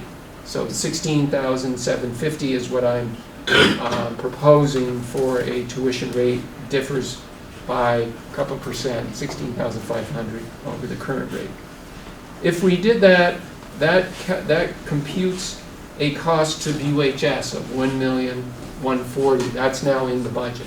That's the number that was $1,300,000. So that's where I've cut, 200 and something thousand almost because of the lower enrollment and that tuition calculation.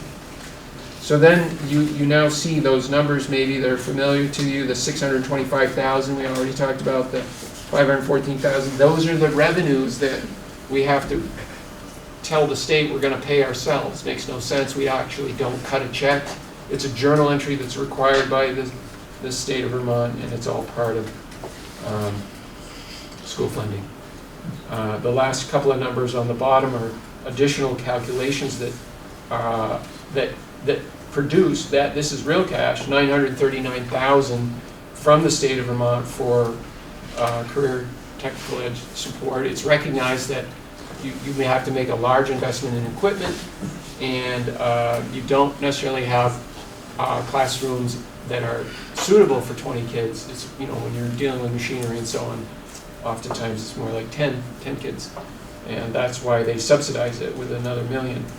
And then the $257,000 is the tuition that would be the 34 students that are not in our supervisory union, like Marlboro, Dover, attending, that is cash flow for us. So there's my budget update for you, and can you try to answer any of the questions you might have? Can I ask a couple of revenue questions? Sure. On your page, your handwritten page 4, looks like Putney's paying a lot more aftercare fees and summer program fees. Yeah. Is a change in? Yes, I want to, Herb's not here, but I do want to spend some time with Herb. Yes, they have a lot of things developing, and the trend has been more and more programming, and much of it is self-funded. It's through fees, particularly the summer program. So yes, I need to have a better understanding myself of what the design, the program design is, who's paying what, and I know Emily had some questions about, you know, how does that look relative to the other schools, and so much of these things are, you know, what's been initiated at the local school. Guilford is another one that John is here, where I know there's a significant increase, and then there was this little bit of an anomaly where there were parent fees going into like a student activity fund, and we were paying the bills out of the general fund, and so we've got a little bit of a transfer, and it's like a one-time thing, but these are great programs, and it seems like they're just growing interest in all of our schools. But I think this summer camp revenue that you were pointing to is probably understated a little bit, and that's what I never want to overstate revenue, because if we don't get that, we... Right. They've developed a program, an extensive summer program for the last number of years, where Putney students pay a fee, those who can't have scholarships, but it's also opened up to surrounding towns who also pay a little bit more. It's run in a couple of week segments. Students, parents sign up, and it's really a great program. Of course, they have a pool there, so that helps. So I'm curious, if a student from Brattleboro went to Putney, they would pay more for the program Well, now? they had in the past. I Okay. don't know about if that would be something we would have to. Because that's a little, because if it's being subsidized in any way by the unified district, Right. that would be, Yep. I would have a hard time wrapping my head around that concept that of, Well, this will be the first summer that. okay. But I do think, you know, most of the summer programs have been substantially self-funded by fees. So, yeah. Is that true in Guilford? You don't have the summer, you just have the after-school. Other questions? Yeah, the EES pre-K contribution, $30,000, $29,000? Yeah. We weren't sure if that was going to be sustained, but it is. Is Mary here? Yeah, Mary. The pre-K program's working great with our EES partner, and I assume we're going to continue them contributing to the teacher funding. As far as I know, Yep. that's the plan, yeah. Yep. Just, because it didn't show up in the FY20 budget. Yeah, we weren't sure if it was actually gonna get off the ground, but it did. Okay. So that actually will happen this year. And then, is that, the small school grant is $150,000. It strikes me that that's your guess, right? Absolutely a guess. Okay. I've asked the agency of Yep. Ed for a lot of refinement of assumptions, and mum's the word. And not surprising, just checking. Yeah. And then tuition for adult education, we don't, it was $15,000 in last year's budget, and now we don't have anything for.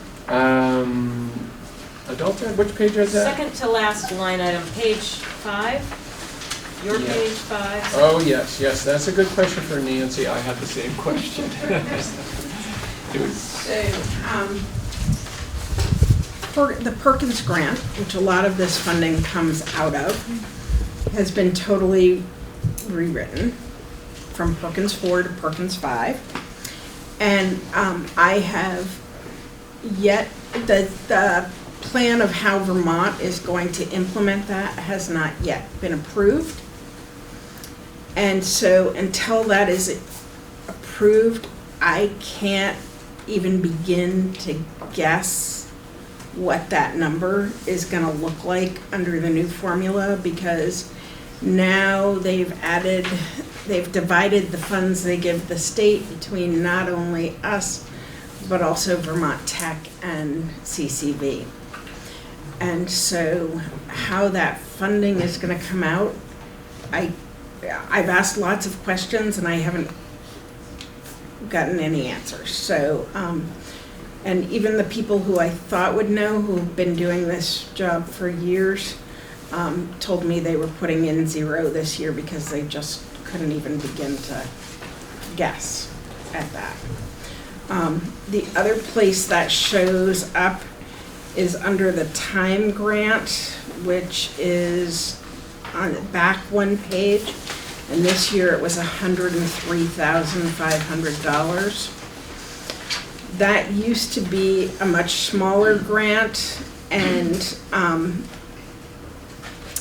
was not competitive, and it is now a competitive grant. And so while you can write the grant for up to $140,000, you're not guaranteed any of that. So that again is a 0 because I can't even guess what that's going to look like this year, but I'll write a very glorious grant for $140,000, because why would you write it for less than the maximum amount? and these are the reasons why we have amended grants, because you can see we're going to move forward with our process. We'll hopefully have a board vote on February 5th and then a public vote on March 17, and then these grants come and go, and then it used to be that you would just say, well, we'll just keep that as off the general fund books and track it, but you know that's problematic, especially when we have so many really great resources. So that's why you see the title amended on the FY20 column there, is it reflects adjustments to the voted budget, and we always keep a reconciliation of that, so anybody who wants to know how do we get from there to here, we can tell. Do you know when you'll hear about those grants? I mean, when will you know if you're getting some and how much? I mean, is there a certain time of year that they come out, or? Yeah. We write the grants usually in late April and May, and then usually you hear in July and August. This year was a little later because we were switching over grants. I'm pretty sure next year is going to be a little later because there's a whole new slew of paperwork that we have to fill out this coming year. This year I did write the grant for $140,000. They gave me 2 federal grants that kind of sort of appear in here. The problem with that is that they said we had to spend them, pay the money, and have the delivery of the items we were spending them on in a 2-week window, and they sent them to the SU instead of the SD, and so by the time we sent them back and had them change them to the SD, The window was so short, it was about 2 days, and you have to go through the approval process, so there was just no way. And so I ended up sending a little bit of money back, which just makes me kind of ill, but I can't unethically spend money either, so it just is the way it worked this year. Next year, I'll try and avoid that at all possible cost. So Frank, how is it that you can come out with your tuition rate if you don't know what your grants are and you can't? The grants are always washed, so you take the Oh, cost okay. and the revenue out. Okay, oh, I guess, okay, Yeah. all right. Okay. Any other board questions at this moment? Because I bet there's somebody in the audience that might have a question. Judy. Jody Normandale, stop laughing. Smiling.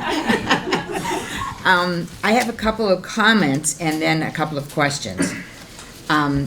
Going through this was horrendous. Being able to use this, which was your cover sheet for it, only helped me get through here. I would recommend a couple of things if you can possibly do this, because I'm sure this is a written program from the state, but if you could possibly do, I asked you this last year from Dummerston, that a heading like saying Academy School in the top of theirs really helps, rather than going through the bottom of it and finding out it's Academy School, unless you have this cheat sheet that tells me the numbers for Academy School. Yeah. So if you could possibly do that, I think it would help the public a lot. The next thing is if you could do an index in the very beginning and say that the Guilford School starts on page number 55. And so that you could, if you could somehow put that in the front and an index, it would be greatly helpful, because this is terrible. The other thing that I wanted to ask you about in this sheet, the cover sheet that you did before, under Dummerston, student transportation, down $146,941. Yeah, so that reflects that net of state aid. Yeah, so instead of Dummerston paying the whole bill, Yeah. they're paying the net, the difference between the cost minus the revenue that the SU gets, and the difference is substantially lower. Yeah. So, okay, because I like anything that's lower, that's fine. Same routes, same buses. Same- It's just this accounting That's business SU. that when you have an SU, you've got to have this third party that does just what you're saying, confuses everybody. Well, it is, and I haven't even gotten to the SU budget yet. And a question for you.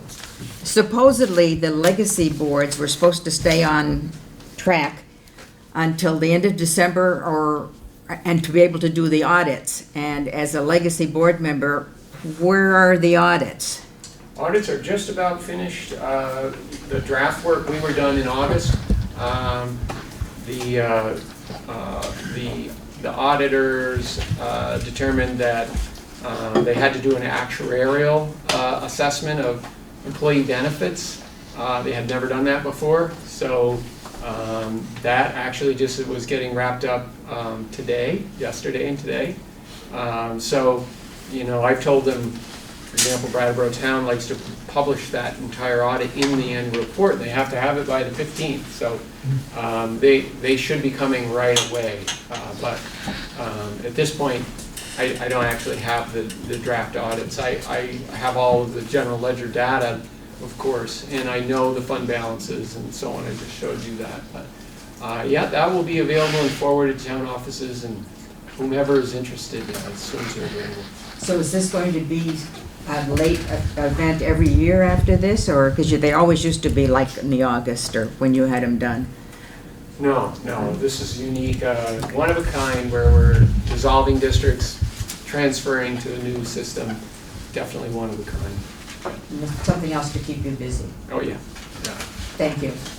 And so those are great suggestions, and I know you probably don't want to look at last year's BUHS annual report, or actually maybe 2 years I ago. think I threw it away. Yeah, but we do take the time at the end of the cycle to do exactly what you're saying. It really is very much needed. I've asked the software vendor to please, make this usable.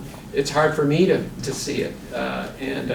So we take the time, we'll take about, 5 hours, and we'll go in there and we will add those headers, we'll put them in bold, we'll increase the font, because I absolutely agree with you, and It would be wonderful. the index is a good idea too, so. we'll do Thank that. you.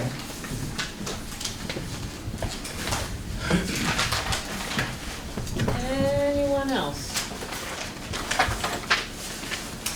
Thank you so much, Frank, for that Okay. review.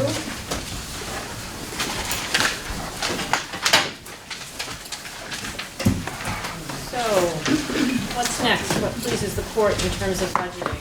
Is there a desire to look at expenditures?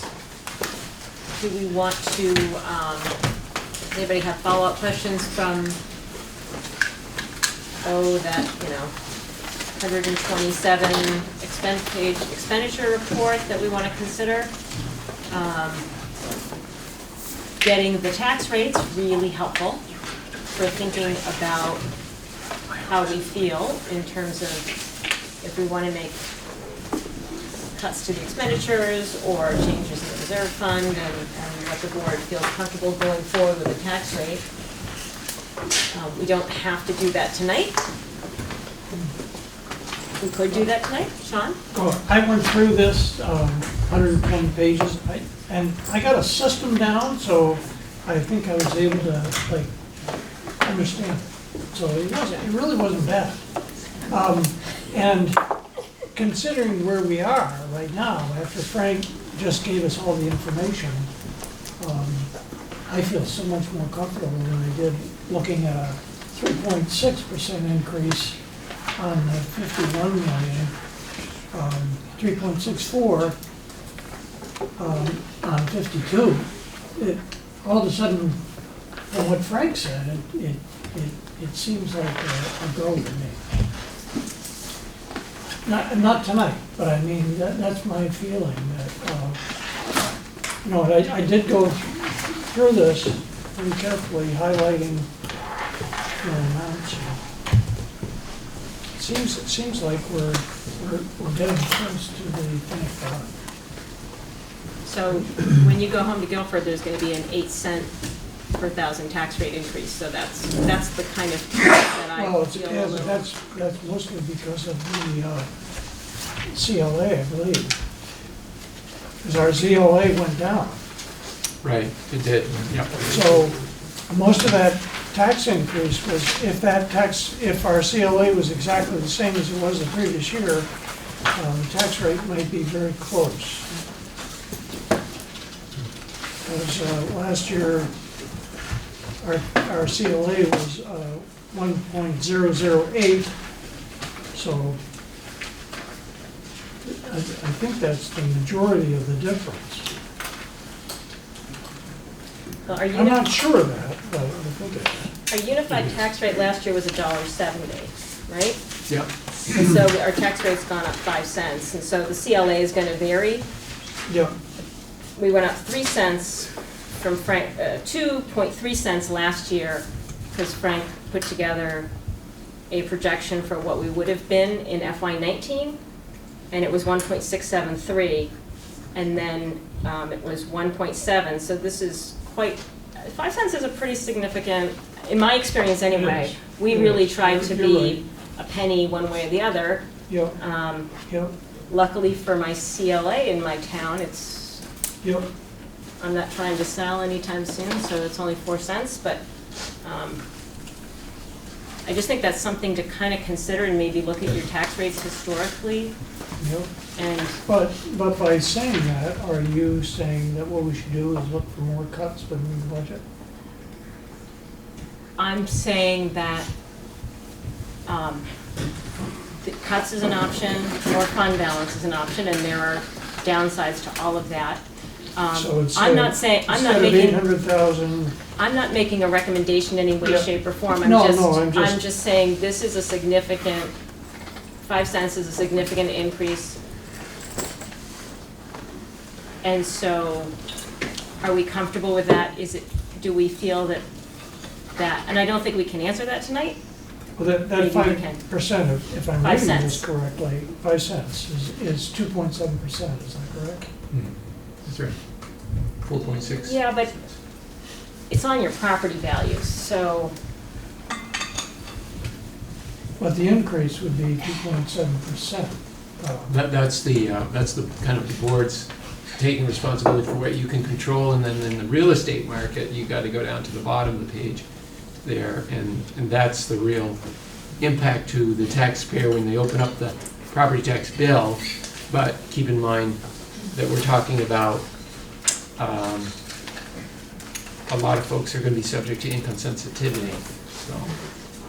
right, it's not the smartest thing we do as a state, because it makes it appear that our property tax rate is awful for everyone, and it's only people making, it's only 20 to 25% of our taxpayers that actually pay that rate, but people see that rate and think everybody pays it. It's not really good marketing for moving to Vermont.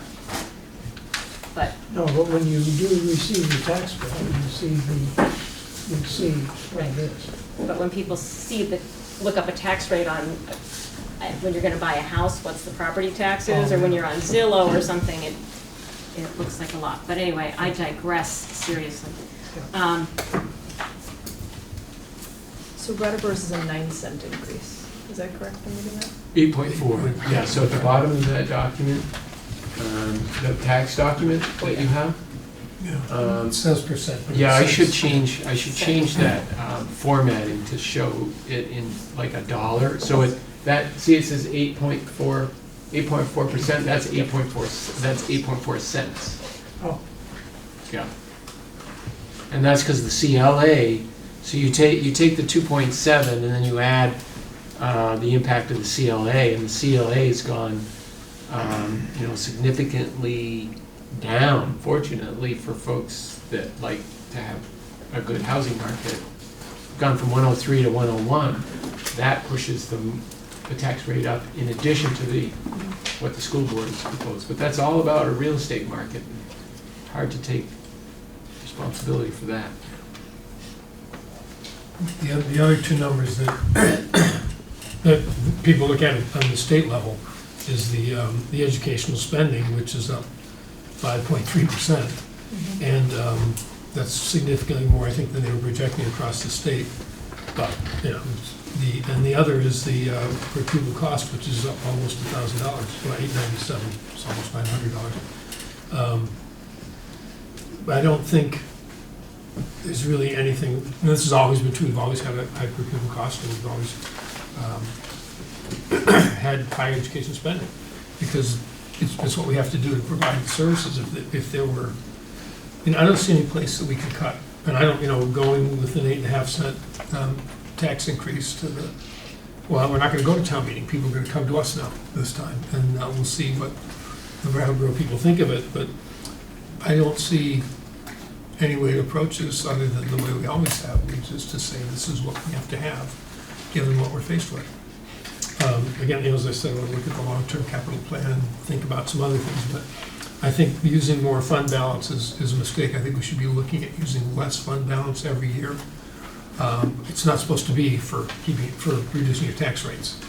And at some point, we might get in trouble for that, but I think it's better to, if the next year, you have to make that up, and then you have to put more in if you can't make that up, or if your costs go up some more and you have to use more fund balance. So it creates a deficit when you use that, because it's not revenue. It's money you're taking out of the bank for that 1 year. You gotta do it again the next year.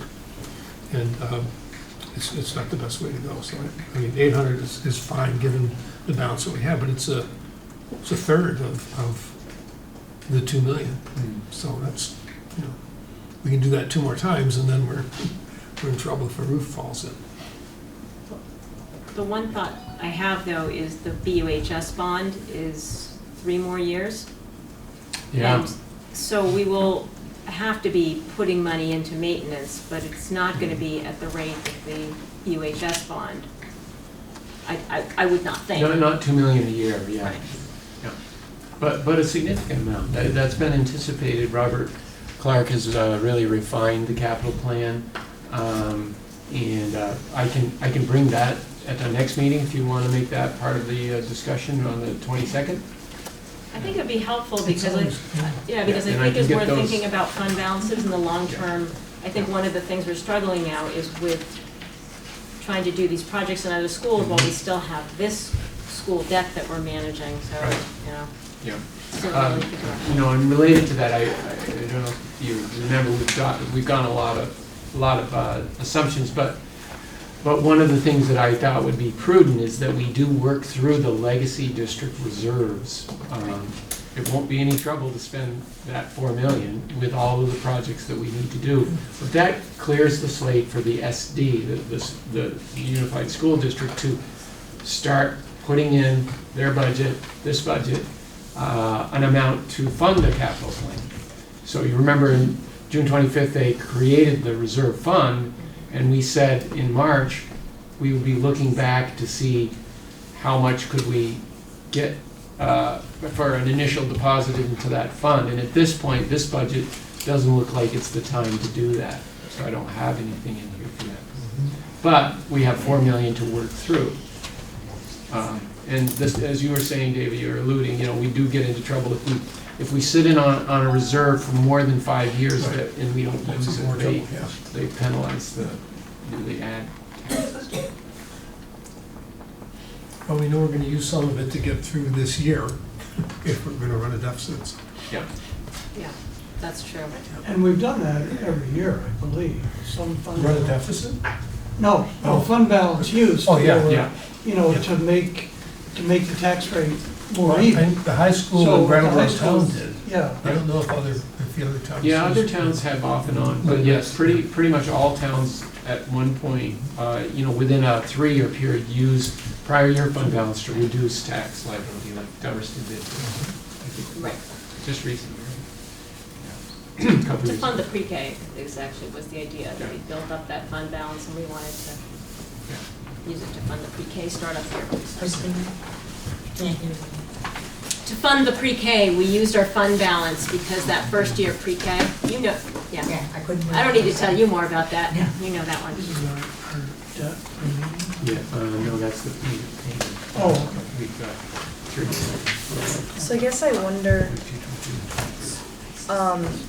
so I did look back 10 years just for Brattleboro and Dummerston. I kind of went alphabetical. And so 8.4% increase is larger than we've had in 10 years. The largest we had is back in 2014 of a 7-cent increase. And then, you know, it's variable throughout time. I didn't get that far in Dummerston's, I just got all their tax rates. But I guess I wonder, like, people who've been here historically, what's the historical perspective on an 8.4? It seems large, because I'm looking back and it has never been. So what's kind of the feeling on that, 1? And 2, is this a one-off situation where, like, there would be something that we feel like is gonna bring the budget down next year? Or is this starting to be like a new trend? Because we are on the up. The past few years, we're going a little bit in a different direction than we had been the previous years.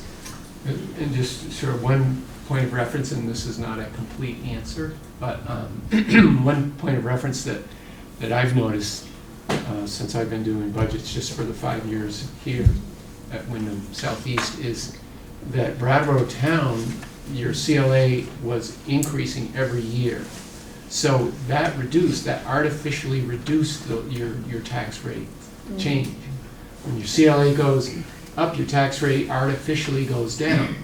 Of course, it makes no sense to the homeowner who's not selling their house. They got the same house, and they're paying, you know, less taxes because their neighbor sold at a higher price or a lower price, you know. So that's the problem with using CLA data to compare trends. Most towns have had these swings. Vernon is going through a tremendous swing right now. So I think you know it's better to look at the equalized rate because it takes out, now you know, some folks will say, hey, but the reality is, that's what I pay. And the reality is, we gotta remind folks, well, you probably were getting the income sensitivity rate, not the tax rate. Because if you're one of the 80%, then it's a totally different liability to the citizen. And so without having that conversation in the context of what does an 8-cent rate mean, it's a very incomplete kind of discussion.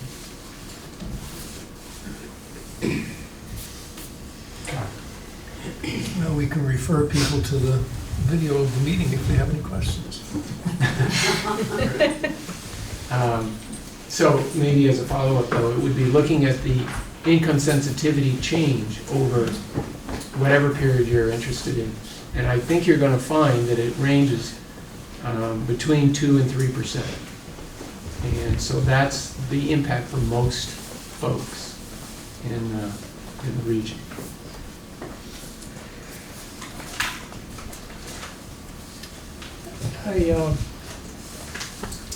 That is why I was interested in the accelerated merger, because if you look at 10,864.2 cents every year for the next 5 years, it represents a significant, so what we're looking at now is no 10,864.2, and if we were, you know, we'd be golden.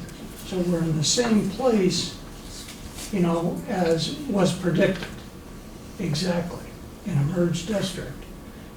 And yet we get no benefit of the 10,864.2 tax reduction. I don't think, I missed it when when the legislator told us that the merged district would cause our spending to go up, you know, from $1.70 to $1.75 in the first year of merger. The idea was it was supposed to bring this, you know, they did not predict our costs would go up 3 cents last year, 5 cents this year. I think it has to do with the increased needs that have been so clearly illustrated by our professional teachers. And right, I'm taking exception with the AOE, the legislature, all believed that our tax rate with merger was going to go down, and so not with the incentives, but the whole reason was merger was going to be cost savings because of we were going to work together better. So, and those are the things that will be helpful, as we get accustomed to this new governance structure and the planning cycle.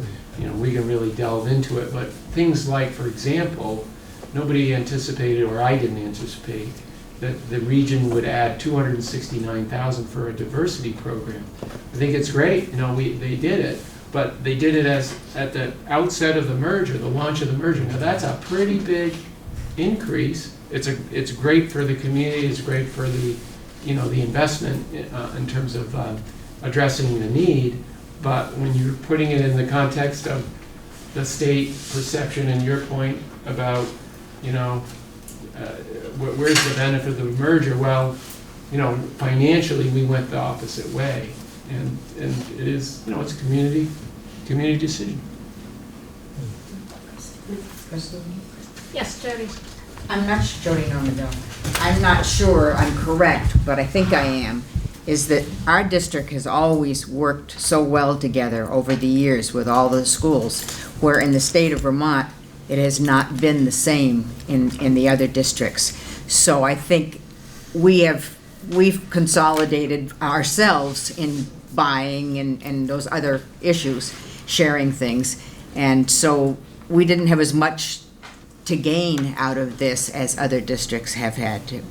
And I think I'm correct on that, but. I have to say, she's absolutely No, I think we're all nodding, yes, you're absolutely Okay, right. I just wanted. I believe I said that to the state a few times, that we already shared teachers, so. We didn't need to merge. So, Christine, yes, Liz. statewide, these districts that voluntarily merged, their budgets have gone up and up and up. There haven't been, for most of them, they have not saved money by merging. and the state will be decided they were gonna ask for that information last legislative session. So, you know, they've spent 42 million in incentives, and they didn't save money. Thank you, Liz. Back to the task at hand.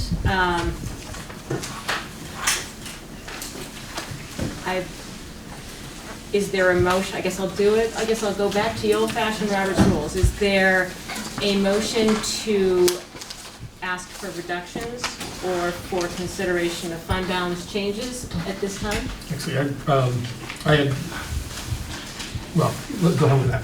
Well, I'm asking, Yeah. I've been sort of talking around Yeah. it, but we've discussed it, you know, and I think we have a pretty good sense of the fact that people's tax rates are gonna go up, especially if you're doing okay in this town and have a good-sized property.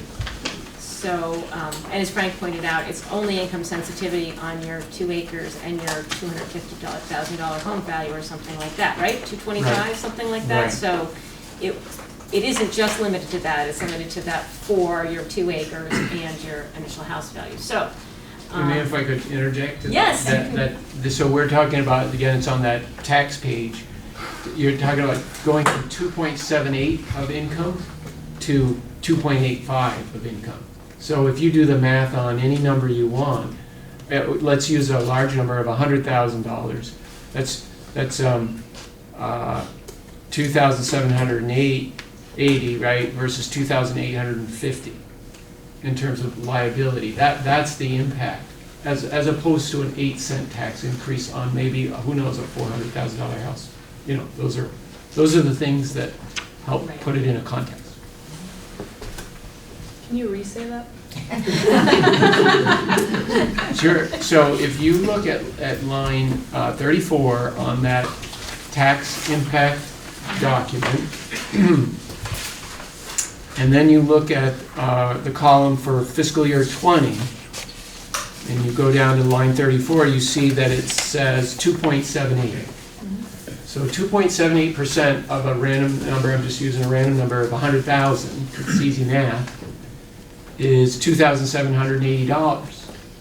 So if you got a tax assessment because you had a $400,000 house and you got a $1.70 tax rate on that assessed value, and that gave you a $4,000 bill, you're not going to pay that. You're going to pay $2,780. Now, I'm not getting into the nuances of a graduated progressive rate. That does exist. But to illustrate the point, this year, so you went from $2,780. This year, you're going to $2,850 on that same $100,000 of household income. So that is an increase of $70, I think. Okay, that's not a scary increase. It's, you know, whereas I agree, a $400,000 house with an 8-cent increase is what's 8 cents? 0.080, 8 cents, $1.78. So, what's that? That's an $80 increase, right? 8 cents is an $80, right? Right, times 4. Yeah. Yeah. Times 4 is 340. Yeah. So, you know, that's the 80% or whatever it is, 70 to 80% that most folks are going to see. But I do want to be clear, it's not exactly 100,000 times 0.0285. It's 100,000 adjusted for whatever they do to go from 50 to 100. And it would be a higher rate, but it's relative. It's a relative rate. You paid that the prior year, you're going to pay it in the future year if your family income is at the same rate.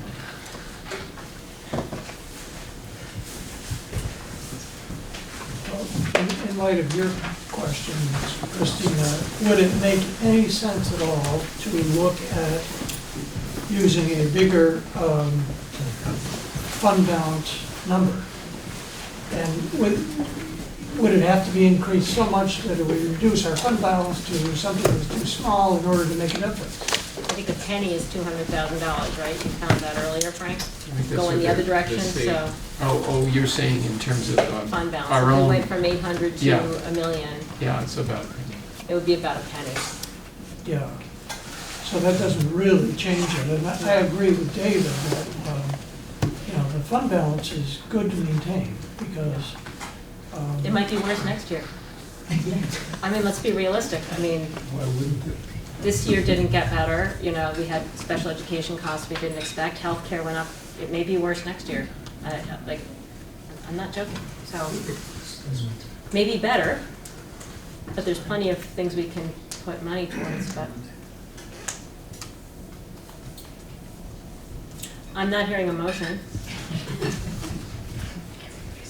and what would you say your motion to say? I was just, because if we don't do anything, we're pretty happy with the expenditures. Maybe when we go back and relook, there might be something we're looking at. But I would, a motion would be that we're interested in using more fund balance, or asking Frank and Lyle to work with staff to make some cuts. So those are the three choices I think we could have in front of us, so. Or be comfortable and go forward with what we have. Right, which would be no motion at all. And I'm not hearing a motion, so. So I have a question. So if, let's say, we made cuts, there would be a proposal back to us, like what would be cut, and then we could choose to go for, I mean, we don't want to just create work though, if we're not really serious about that, but we could choose to go forward with this if we didn't like the cuts, or to accept some of them, or we could accept all of them. So it gives us, you're saying, because this is just how things came out, we could make the budget more strict and see what we think. Is that the case? That is kind of how we would work, how Dummerston worked in the past when these numbers came out and we were trying to make the tax rate not change. We would come, and we wouldn't usually take all the suggestions, we'd find, but we'd ask the principal to work with Lyle and figure out, is there something that we can do without this year?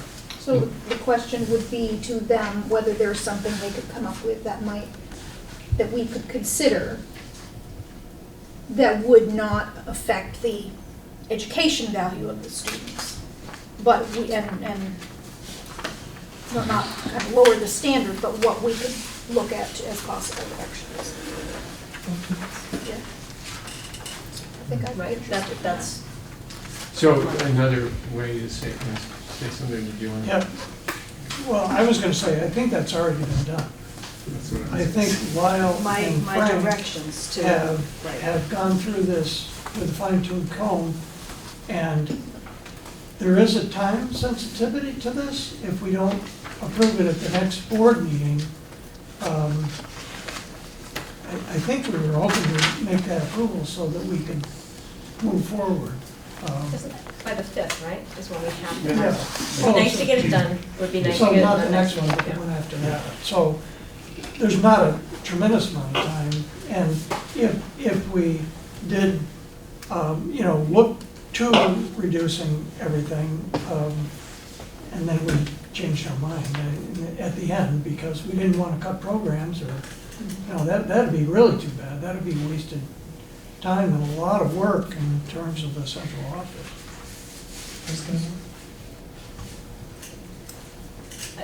David?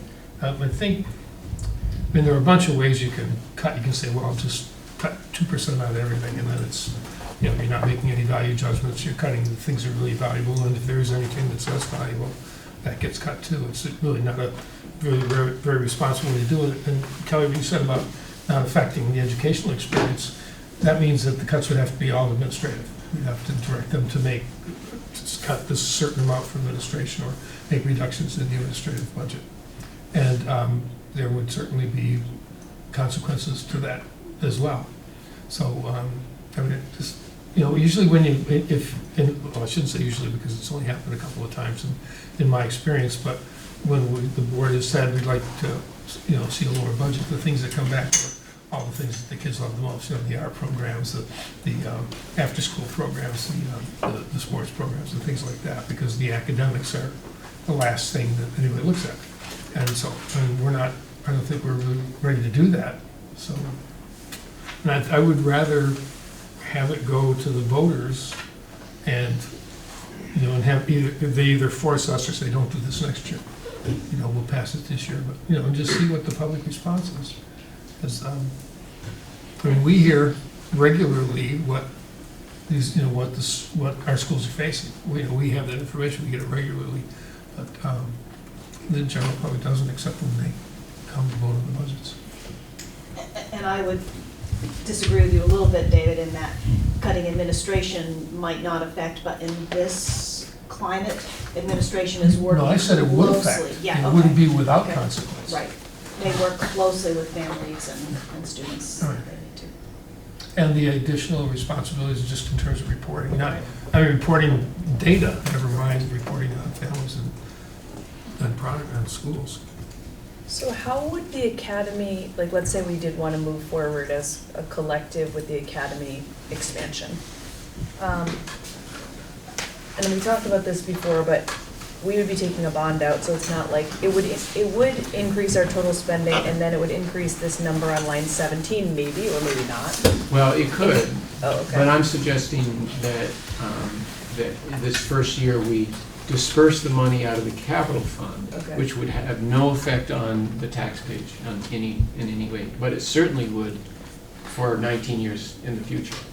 Right, because So- it would add somewhere around $100,000 to the future budget. So next year, when we'd still have the BUHS bond, so it's not like we relinquished that and then we were just replaced it. So we'd still have the BUHS, Putney's, and we'd have this new bond potentially. So if other things were equal, it would definitely be another spike. No, $100,000 on this budget is not, it's not a significant impact in itself on, you know, we were talking 200,000 is a penny, so 100,000 is a half penny. Okay. But, you know, it doesn't take long for those to add up, so I'm very cautious about saying it's no big deal. It is a big deal, especially when we're already 20% over the state average. Now, we're 20% over the state average because of the level of poverty that we have in our region. And then we heard a little bit from some other folks about the high cost of, you know, everything in Windham County, so that's part of it. Jody, Norman John. I thought I heard Frank when he was standing up here saying that he had heard from people, you'd heard from people, teachers, or principals or whatever, that they might have some ideas for cuts. So I would think you'd want to have him listen to some of those and present them to you. Well, they're not all cuts, they're also. Oh, well, then you could balance it off. Yeah.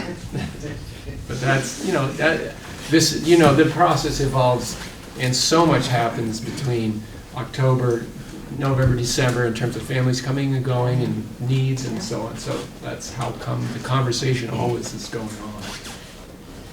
Well, so I am curious though, as we think about this $100,000 that we're looking at spending on Academy, is that the best use of that? Because I don't think we have a lot of leeway to add anything more, really. I don't think people can afford it here in this community. And so if we have $100,000 to spend, is that Academy project the best thing to spend it on?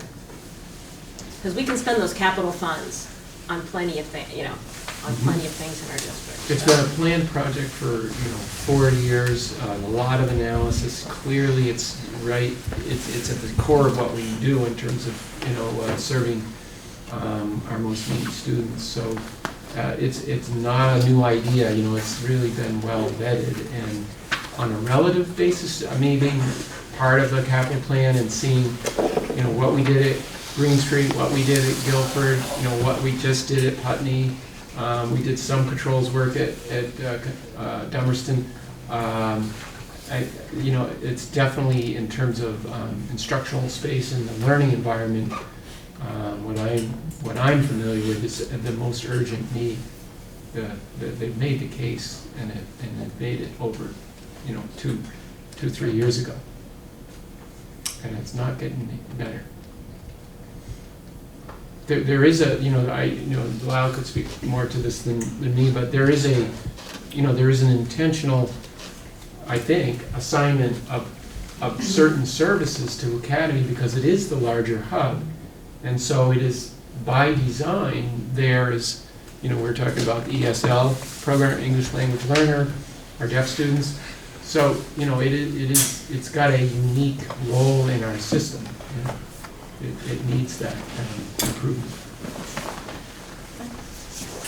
If this budget passes and the voters approve it, will you throughout the year continue to look for things that maybe, if you determine that, well, we didn't really need as much for that you could pull back the fund? I mean, is that how? We always do that, yes, and that's what leads to a surplus, and that's how we created these capital reserves. At the end of the year, we say, well, the voters approved in Guilford it'll be a $2 million budget, and we only spent, 1.9 million, let's put 100,000 into the Or we capital. got more of a grant than we were expecting? Yeah. Okay. Yeah, and at BUHS, we've had very large surpluses, not every year, but most of it is because we get more tuition students paying $16,000 per student than what we knew was likely, and that's a testament to the programs that we offer. For instance, I have 8 letters to read to you in a bit. At least 4 of these people who are retiring have 40-plus years with us. I suspect principals won't be hiring people to replace them that have 40-plus years. I may be wrong. Yes, Deb. Deb Carding, Curriculum Coordinator. I just want to, having come from Academy and been an academic support teacher and worked very closely with the students that it would benefit, I just want to share my personal opinion that it is an amazing way to spend that money. Those kids need it. They're learning in an environment that's not ideal for them, and they deserve better. Thank you, Deb. Mm-hmm. And I want to be clear, I'm asking, is this the best spending? And that was my question. And so thank you for answering my question. Is this the best way to spend? One of the things we may have to look at because of the cost of the addition is other forms, other building structures or other buildings. Instead of an addition onto the building, there's a company in Vermont that makes zero energy buildings, and they can break them into smaller parts, pieces. They can add bathrooms. There are a number of things that already manufactured buildings that could meet those needs for probably significantly less cost. I know there are requirements for one of the reasons that schools are expensive in the Northeast is that there are a lot of restrictions on the ways they have to be built. But we haven't looked at other structures. We've looked at how to, the best way to meet this need. There's like a modular zero, Yeah, net zero modular zero, modular. and net zero built comes on a truck and you put it on a slab and it's already. So is that something that they could take what's already been done in this feasibility study and apply it to like one of these structures, or would they have to redo that in some way? They'd have to think if they want 4 separate spaces, then they would, figure out a way to divide the structure into 4 spaces. But my point is that nobody's really looked at that, even though it's come up in the past. And my question is whether somebody, someone like that could take what the feasibility study and use that to sort of, these are what our needs to make 2 appear to different be. structures, one for resource room and one for the Yeah, meeting rooms. this is what our needs appear to be Yeah. from the study, and this is how we could The manufacturer accommodate it. could come up with it, yeah. Possibly. I mean, I don't know because I don't Right. manufacture homes for a Right, living, right. but it certainly seems like if they want to sell one, they have to be able to customize it to what people want, internally. How do we go about answering that question, or is it? Well, typically in a bid process, if you want an alternative, that's a normal sort of a process where you've got standard construction that's integrated into the facility as you saw, and that included all the HVAC systems and taking control systems that are conventional and integrating them into the addition. But I've gone through projects that look at, post and beam, SIP panel type structures for school use, and you know, so, they certainly lend themselves to a career center environment where you're doing a, you know, a greenhouse or a warehouse or, you know, a variety of things. You know, the industry's always evolving, so I think it's definitely a good thing to ask the question, and we would reuse the feasibility study. It defines the program needs. Kelly's defined the traffic flow, you know, which is the most important thing. So in terms of site and permitting, I assume it's gonna be, those things have been, that's the value of the significant investment that report reflects. And then it's, okay, now let's build the space that meets those traffic patterns and learning environment needs, and okay, what's on the market? Can we bring in, I don't know if you had a vendor in mind? There is one that I read about last year, and then I read some more about it this year. Yeah, now typically the guys that we heard from tonight are aware of, you know, what's out there, and it is a matter of structuring a bid that says, you know, give us our base bid, and then give us whatever the board says we want to make sure is considered as a, you know, as a viable alternative. We do have to keep in mind that, you know, we're fortunate to have that exemption on tax liability. That's based on a plan being submitted to the agency of ed, and they say, yeah, this meets school construction standards, you get a pass. If you don't meet that standard, you don't get the pass. And hopefully in the future, we'll also get the 30% state aid. So it's just one of those extra, you know, things you gotta make sure you cover. You mentioned the Career Center, and that kind of brought up another question for me. When I was here at the high school quite a while ago, the Career Center, they had students who built houses in the community. Mm-hmm. Is that something that the Career Center could get involved in and help to offset and maybe, you know, provide some opportunities, educational opportunities for Career Center students? I think a job co-op, you know, it certainly couldn't be to the extent that has been, and it has been relatively recent that the Career Center built a house and sold it right down the road.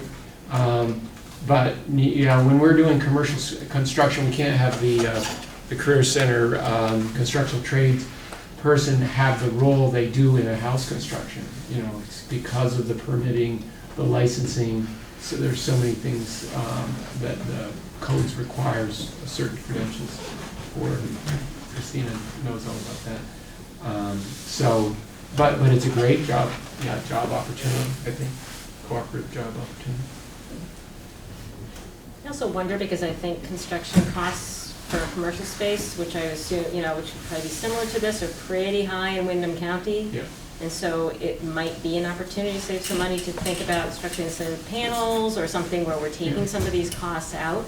And especially right now in Windham County, where our unemployment is so low and you can't get anybody to return, you know, in this general area. It might be a way to come in a little bit better.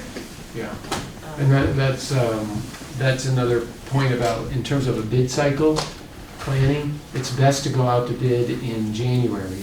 That's when contractors are the most interested in bidding on projects. Not a good idea to go out in April, May, or June, because, you know, they're gonna put a 30%, you know, premium on. So as we talk through this and we think about alternates and so on, that we want to keep that in back. So I want to go back to this number 17. The reason why is I'm wavering of like, should we go back into the budget and look at things and do due diligence? I feel like it's doing due diligence to like look at what it would look like if we were not increasing tax rates, or we're somewhere a little bit lower, especially if we have the time. So I just wonder, my other question is like on number 17, when it says 878, it looks like last year there was 0. Is that true? No, it was irrelevant last year because we were under the cap. Okay. You see, so 184, you know, being less than 18,311, it's an irrelevant number. You don't need any exemption. But no, that 878 has been pretty. If we needed it, it's been since 2003 when the bond first got taken out.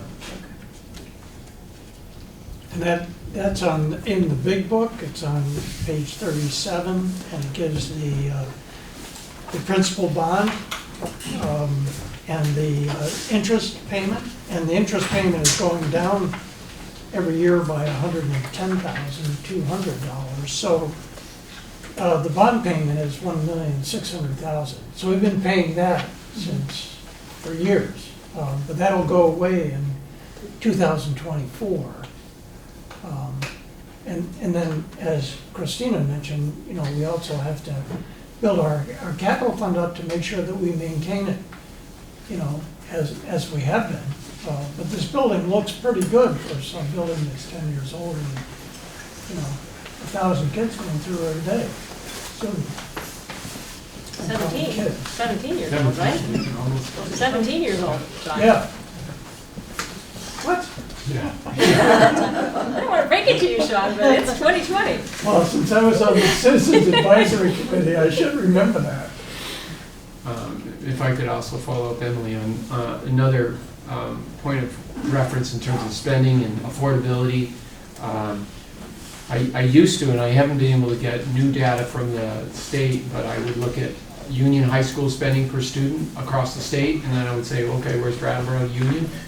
And with debt, we are in the upper tier, like the upper third, as this shows. You know that if we're at 19,000 and the 20% higher than the average is 18,756, we're in the upper tier. But when you remove the 1.6 million in principal and then the 400,000-500,000 in interest, we're right in the middle. So when we look like most districts that, this was the largest single bond project in the state's history in 2003. When you pull that out, we in terms of educational programs, utilization of staff, utilization of facilities, we're going to come down substantially. I am always concerned about a budget that's over the cap, even if it's not penalized. So I share your concern there.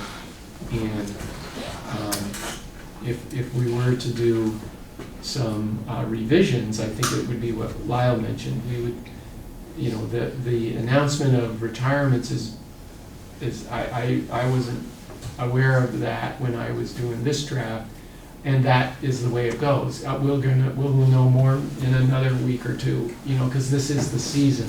I think is it January 15th? January 15th. January 15th, folks are required. So if there's a significant, disclosure there that we think is material, then, that would be a way to address a budget reduction without cutting programs. But things happen the other way, so it's not a bad thing to have that little bit of reserve in the event that something goes the other way, like we know is coming at us. The special ed, as David's mentioned, the special ed deficit. Speaking of which, have you given any thought to the impact of the healthcare change that's not in, and how that's going to possibly affect us? Yeah, we think our budget estimate that we discussed here, is sufficient. Okay. But we are, Lyle and I are still working on the board's behalf with the negotiations process. So I was more speaking to the new healthcare that's coming in. yeah, what I've read from the Health Commission and the what the arbitrator said is happening translates into, I think, a reasonable reserve that we've put in here. Okay.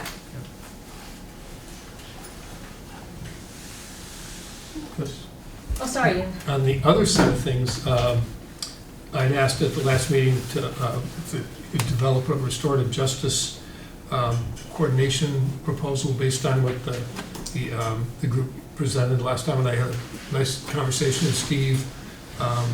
He laid out how things work at the high school and the need for time, basically, and for teachers to be able to learn how to engage in some of these practices. And it was really clear that if there was some previous experience in the elementary schools, so that when the kids came into the high schools, they would already be familiar with the language and I'm not going to try to get into the details of the kind of activities they engage in because I don't really know that much about it, but it seems really evident that if we believe that this is a way we're gonna see improved behavior, and we're gonna be able to have to intervene less as time goes by. Right now, we're pretty good at the intervention, but we're having to constantly add staff to do that intervening. If we think that this is a potential long-term remedy, I think we should, there's no question that there needs to be some coordination between from pre-K to 12. So, I'd like to, I can tell you what I think you should do, but it probably wouldn't have much to do with what really ought to happen. But there was so much coherence between what John Session described, what Steve is doing, and what I understand from Mike Zostak, what he's been doing, and the way all of them see this process is it really needs some coordination. It's not something that can be imposed, but it needs to be sort of carefully and thoughtfully done. So I'd appreciate if you could identify. Mike seems to think it can be done for not much money, and I don't know if you have talked with him about that or not, but probably will now. I think Lyle has some. Yes, Yeah, because that's right. I've thought about that. I've talked with Steve. We have $100,000 in diversity, equity, social justice. I do believe this is an equity issue. I think that by working with Steve, we could be creative in releasing Mike to do some more work, professional development possibly.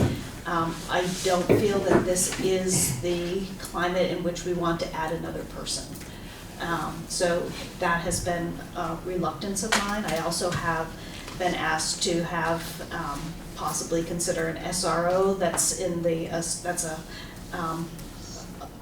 sheriff basically, that would be in the outlying town schools, one person, because it's a long way for anybody to get to Guilford, and if we're counting on school safety and state police getting there, it could be an hour. So that's been a proposal. I've had someone ask about facilities manager. I know, for instance, we have an electrician that works here at the high school, and yet Dummerston, Putney, Guilford, if they need an electrician, they call Dompiers. Would a facilities manager position be able to schedule that and pay for itself over a while? So I've had a few people ask to put in extra positions, and I have not done that because I've just not felt this is the budget where we should be adding people. I would think that we need to think about what we have in place and see if there's another way to use them. Right, yeah, that's just what I hope for. Is for the people that know what they're doing to figure out a way to move that forward. And we have a well-established program. Putney, Academy now, Green Street has been doing it. Vernon, doesn't impact us, but Vernon has been doing a restorative program for quite a long time. Of course, BAM's BUHS here. So we're down to just a couple of schools where they might really need some intense PD around it, and we might start with Mel Motel and community justice before actually. Great. Yeah, just some purposeful plan to move it forward. And the other thing I had asked about was looking into science units. Talk about that too. Why do I ask? So we actually got extra science money, and Paul's been working with teachers in all schools. So we have some federal money that we've been putting toward science materials. We actually have a little bit more, and Paul and I spoke Monday about pulling, actually I think he's talked with Keith, I hope he's talked with Keith about this, pulling a person out who would be a science coach a couple days a week for the rest of the year, going into schools and working and using some additional federal monies. So we're really focusing on science for education. Thank you. Thank you. You're welcome. Love that. He's talked to you, right, Keith? You knew about that? Looking at our agenda. Oh, okay. Just say yes if you're. All right, yes. So, I'd like to make a suggestion that we actually leave the budget for now and come back to it at the next meeting, and not plan to tweak it too much. I mean, we can talk about it a little bit, but no big tweaks. And I guess what I'm saying is that I'm comfortable, and I think it's the document that answers everything. So. Any comments on Sean's motion to move on? I think I just would add a friendly amendment to your non-motion that if it looks like in that pile over there that there's $100,000 or whatever, that we take that into you let us know and we'll take that into consideration. And the other thing that might affect my thought about the fund balance is thinking about what we think we're going to need with the BUHS maintenance fund going forward. So looking out really how long this fund balance needs to hold out. Well, we have a good capital plan. Yeah. Right. And so have a look at an updated capital plan. Yeah. And are do you now have, is there now an SD capital plan that includes the outlying schools as well? Basically, we've taken all of those and formatted it so they're all the same document, and yep, I have it, it's ready to go. I haven't had a chance to refine the future periods, but everybody's looking at FY21 carefully, and yeah, so we can have that discussion next meeting. Yeah, if I mean, I know that there's a roof for here that's a couple of years further down. The things that you know down the line are there too. Yeah. Great, thank you. All kinds of good reasons. And actually, I did have one question before we move off from this. In athletics, I was wondering, I can't find it. BUHS, I noticed some differences, like girls lacrosse was a little bit less funded for officials or something, and I kind of wondered why that was. So maybe I'll send you my questions, Frank, okay. For next time. Sure. Okay. It's very depressing for it to be this hour and we're so we're going to step it up, people. All right. Personnel committee, have you met? We have not met. Thank God. Okay. We're going to be scheduling something. Excellent. I want my mission statement. Not since our last one. We did 1%. That was the last meeting, because you reported that out at the last meeting. Oh, we did that at the yep. last meeting? Yep. We did? Yep. We I do remember it. Because I was going to make a comment about those 1% funds. I just wanted everybody to be aware that we approved travel to Los Angeles for 2 teachers.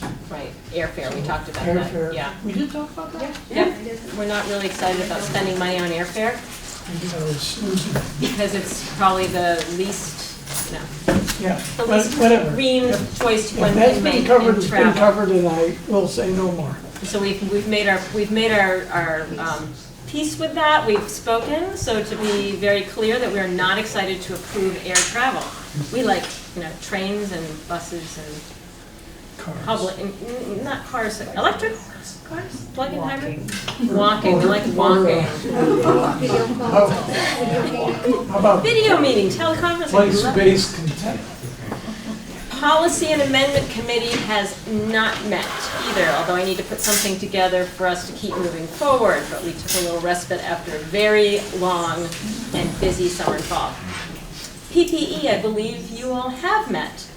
We met on Monday, and so we did speak about after-school care, which was on our agenda, and we sent off a bunch of questions to Frank. So expected more. Frank said he'd probably be able to get it to us at the end of the month because there's so much going on right now. So that's still to come. So that kind of paused our conversation, although we did talk a little bit about equity versus equal and how to really look at after-school care. And what might have to be a comprehensive overview of like different investments that have been made in each individual town. So anybody who's interested in that conversation, it probably won't, I'm not sure if it'll be at our next meeting, which we did schedule for the 26th. It'll probably more likely be at our early February meeting. We did talk about the field study community stakeholders. We were tasked with nominating a few people. First, I'll go into what the scope of work was, and then we had sent Christina the 4 people who had come to us before the meeting for nomination, and I know David was checking, I think, to make sure those people wanted to be nominated. I sent them an email this morning Okay. telling them we wanted to nominate them, but hope that they Okay. would be willing to serve. I've heard back from one of them, that Devin's over there. Okay. I don't know if you saw that email yet or not, but. Yeah, I didn't, I had a busy day, didn't have time to respond, but yeah, Great. I'm willing to participate. Great, thanks. There's two. Okay. And I had, okay, do we want to say the names or do we want to say the scope of work? I have that written down too. Yeah, why don't you do the scope of work, Okay. and then maybe we should just do names of people that have said Said okay? Yeah. Wouldn't that make sense? And then we'll just appoint them if Okay. that's okay? Okay.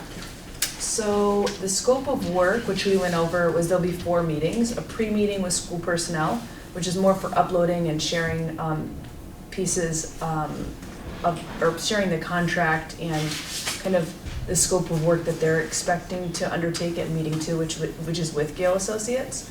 So Gale Associates meeting's on January 22nd at noon.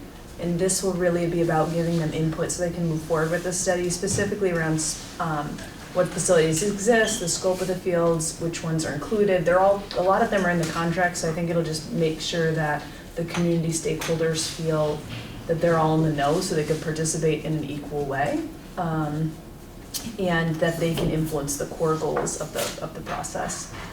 The third meeting, so that's Jan 22nd, the third meeting, Gale Associates, it's not scheduled yet because we don't know the timeline of how long their study is going to take, but this would be a presentation by Gale Associates of the 3 options that then the group of stakeholders, which include administration, some coaches, and the community stakeholders would meet to vet the options. I'm not 100% sure how that will work out, but I guess they'll figure it out and how they're going to go through the options that Gale gives. So it might mean that there's actually a post-meeting after the Gale Associates meeting, so that would put them at meeting 4.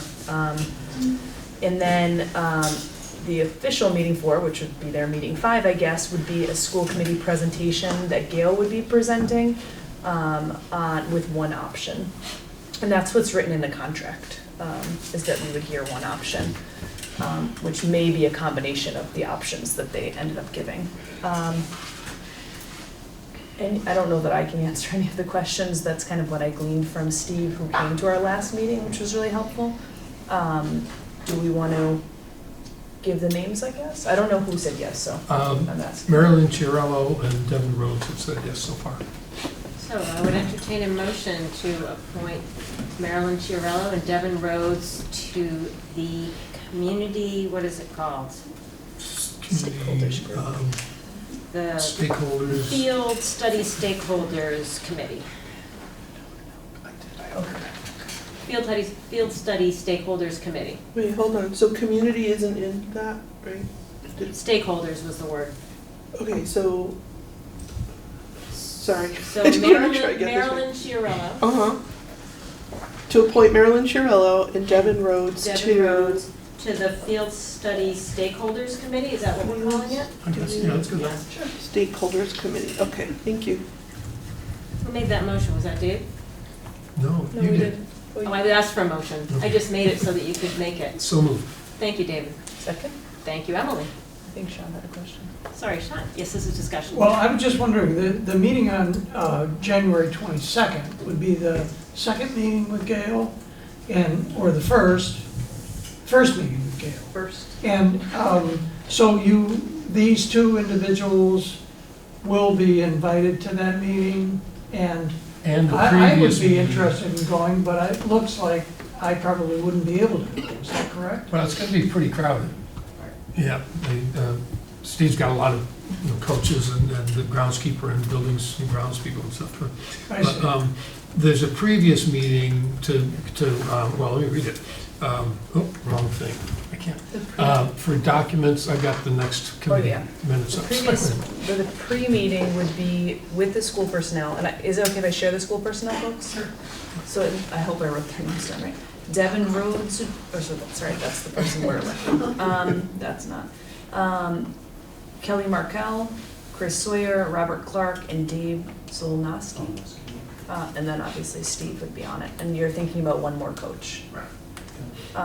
So there'd be those 1, 2, 3, report 5 plus our potentially 4 is Right. what we had. We're just waiting to hear back from them. And that's to go over documents and the Contract. current status and what's in the contract. Set goals. And, yeah, and look at goals. Can we get a recording of, can we get ECTV to record that maybe or something, or have some?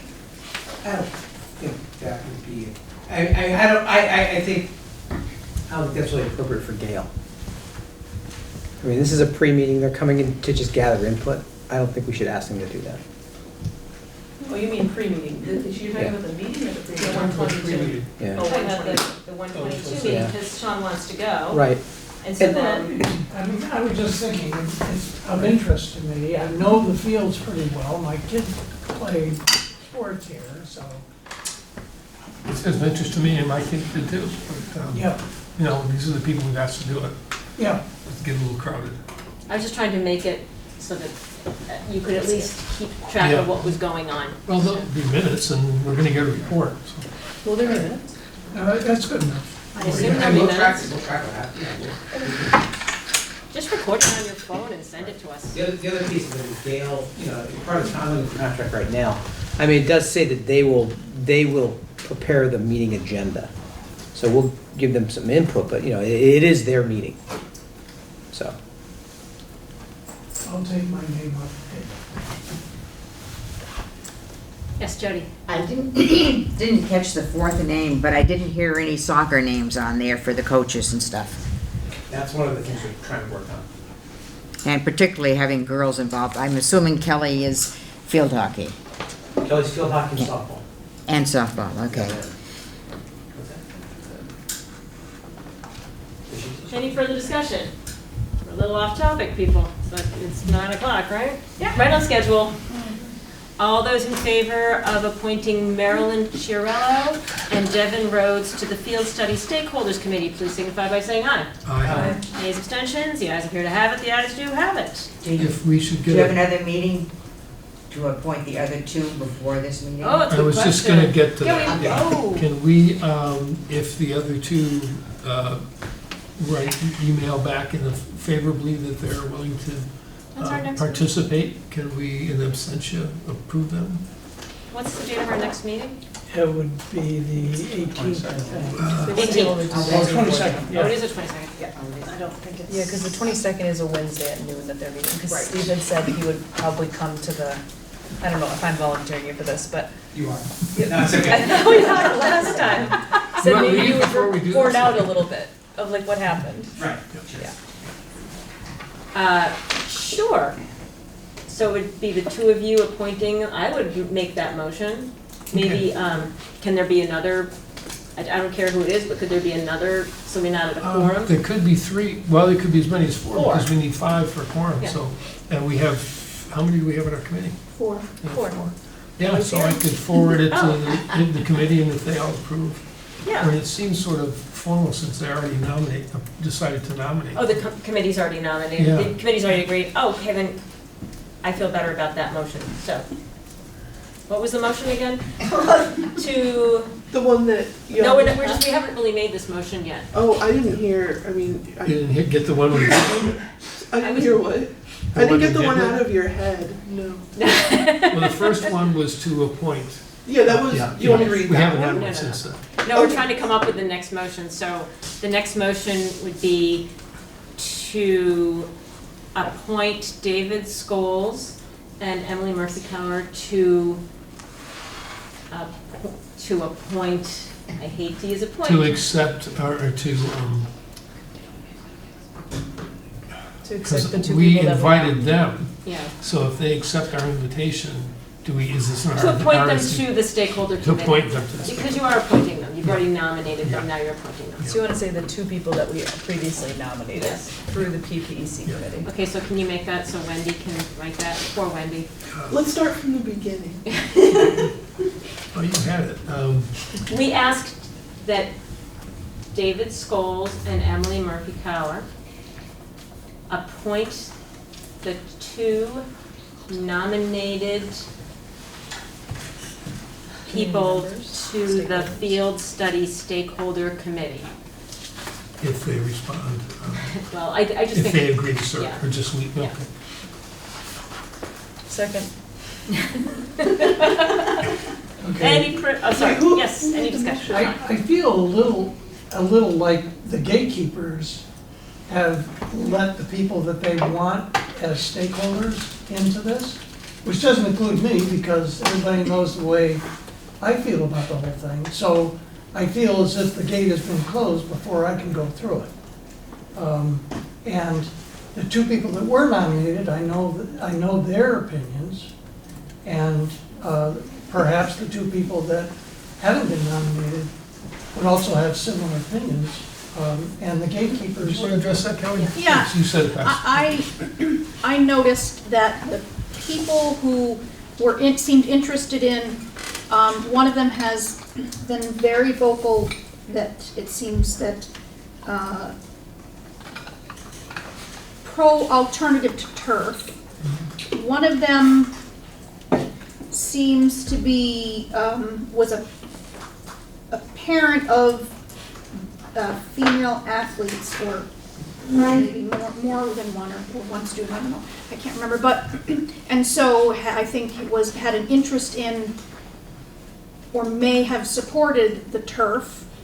One of them, Two of them actually fit that description. and one of them had some engineering background. Yeah. And I So- know is strictly neutral.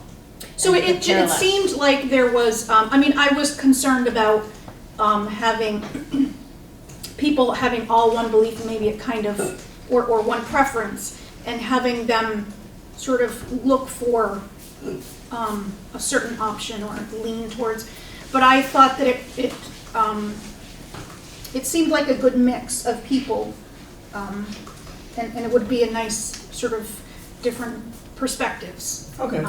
I mean, I share your interest in, That makes me feel in better. attending. I mean, I would love to go to the presentation of the three options. I mean, if that was, that Yeah. I share your interest. But as far as you're concerned about the different people, it seemed like it was a nice rounded group of people. Oh, good. That was the intent, Yeah, so. yeah, okay. Well, I had those questions. These were the only people whose names came up before our meeting, because otherwise we didn't, I mean, if, like, your name came up tonight, we didn't have time to discuss that. Right. No, that's Steve, actually, Steve, a couple of people spoke to Thank you for Steve, that but not before we talked about it. I guess the other thing I'd raise is that this conversation, this process is not about turf or non-turf. This is about field use and facilities access. It's about demand on athletic facilities, facility shortfalls, priorities, verified field and court geometries, as well as amenities that are desired. Evaluate the need for general site improvements, such as seating, lights, sports, irrigation, concessions, etc. So, I mean, it's not, I guess I want to be clear, and when we have the pre-meeting, I'll be clear that this conversation with Gail is really about this. It's about what they've contracted us for. It's not going to be about, well, I like organic, I like turf. It's going to be about how are we using our fields, how can we use them more effectively? Because that's what we're charged to do. One question. So if one of these people comes back and says, nay, they're not really that interested, We'll have three. is it okay just to have three, or are we saying, hey, well, Sean said he wanted to do it? Should we reach out and? Well, the idea is to be Well, I'm volunteering for stakeholders. another meeting. I'm just not It's open to the public. What? Oh, yeah. The idea was that it be stakeholders. But if not somebody else board from the members. public had Because come we're up. the final deciders of this, Yeah. to fund No, it, and so It doesn't matter. I'd prefer it wasn't a board member, because Yeah. that just changes the dynamic a lot. I can growl. You can growl all you want at me, Sean. Next. I haven't Did we talked- pass that? We're still. No, no, Oh, but I have a yeah. question. Who made that motion? Was that you, David? I actually made that You motion. made that, I never okay. make the motion, but I Okay. did. Okay. And Thank Emily you. seconded it. And you did not vote on it. We have not voted, that's You why I have just not yes. So, all those in favor of the motion, please signify by saying aye. Aye. Nays, abstention, the ayes appear to have it. Abstain. Oh. One abstention, the ayes appear to have it, the ayes do have it, and the motion carries. Whew. Anything else on PPE committee? No. There's one thing, we've been talking about equity. It's your committee. And I can't say anything more than just, we've been talking about equity. And we're gonna, within the next few years, we think we'll understand what it means. Now, we'll fill you in on that, we're very down the line with that. lots of questions. How do you balance the investment that some communities, well, you're actually pretty aware that some communities have invested in after-school programs, some have invested in food programs, some have invested in bicycles. Yep. And so they're different. So how do we make what's equitable? So, Well, yeah, I That's sent you true. my, Yeah. it's money. It all comes down to money, so. no, it doesn't. Well, But I mean, anyway, in terms of we're spending the money, the resource, that's the most finite resource. So we need, Yeah. how we allocate it is what's, Right. what's up to be decided, but. And so that's it for PPE, yes? Excellent, thank you for all that hard work during the holidays. Climate crisis, We have not met yet, we should by the end of the month. Okay, great. Communications Council, I believe. I can tell you about that. We're working on 3 communications. One is, well, we have a question about how to get the new Leadership Council policy, as soon as we pass it, to all the members of the Leadership Council and to potential members. And we're drafting a draft introduction of the highlights of it, so somebody can look at one page and say, oh, okay, I understand a little bit. And we're meeting on Friday to finalize those things, because we can't do it by email. So that's one document. The other is a document to encourage people to run for the school board, emphasizing opportunities to contribute to the community and blah, blah, blah. That also, we have a draft ready for Friday, and obviously needs to be distributed really quickly. So Jamie's been working on it, and Tim's been helping edit it. Tim's going to send it to Christina once it's done. And there was one more that I can't find, so that's enough for now anyway. So do I need a motion to release that? PR on the upcoming election. Tim's working on a draft, press releases Okay. for the upcoming election, so people are aware that it's coming, it's happening. So on that press release for encouraging people to run for school boards, that seems like time is of the essence, and maybe that should go out before our next meeting. So maybe there could be a motion that I could approve that, or Ann and I could approve that. Christina, in absence of a full board, that Christina approved the communications about encouraging people to run for the school board. Is there a second? Second. Wait, hold on. I don't mean to be critical, you kind of mumbled that. Yeah, I was reading, I was mumbling, yes. Can you tell me that more clearly? I move that Christina be authorized to approve the document to encourage people to run for school board. And Madam Chair. Sean seconded that. We're not quite to discussion yet. We're just getting Wendy caught up. Okay, so David And moved Ann. that, Sean. You want to do it with me? Second, Okay. thank you. Oh, wow. Yes, Jody. When is the date that petitions have to be in? I thought it was pretty soon. January 27th. So we have 18 days between, Somehow starting I thought it was tomorrow, the 18 15th. days to get the petition, get the signatures, have the people of interest. Yep. 18 days is not a very big window. Yeah, So, and that also includes the people whose terms are up. that's what, exactly. That's what really, yeah. So it's, may just be me sitting here. There'll be a few other people here. I always wanted to be a benevolent dictator. Thank you, David, for that update on Communications Council. Diversity, equity. You didn't vote. Oh, I'm sorry. No.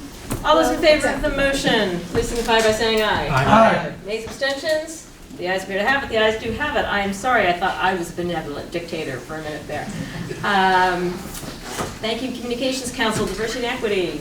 Has not met, however, I met with the Teachers Committee today, and they have come up with an enormous collection of resources to pass to the other teachers. They're working together, sharing tips and tricks for their the educational component of our diversity efforts. We would also like to see the discipline stats that were requested at the beginning of the year. In particular, insubordination offenses. Okay. Thank you. All schools? Yeah, I imagine there won't be as much data available for the primary schools. So SESU board, which has been primarily involved with the superintendent search, the survey. Thrive has that online. There's going to be links put everywhere. You will not be able to escape being able to participate in a survey, getting community input on what we're looking for to fill Lyle's shoes. There will also be 2 forums. Darn it, does anybody who was here remember the forum days and times? You want them? Yes, Jody, thank you. It's so far buried in my pile. Right January 13th, 5:30, Academy is community. January 15th at 5 o'clock is, it looks like Green Street, teachers. January 15th at 6 o'clock, Green Street administration. January 20th, 5:30 at Dummerston, and that's a community. Thank you so much, Jody. I appreciate that. So there's multiple ways to have your voice heard. You can attend a forum, you can fill out a survey.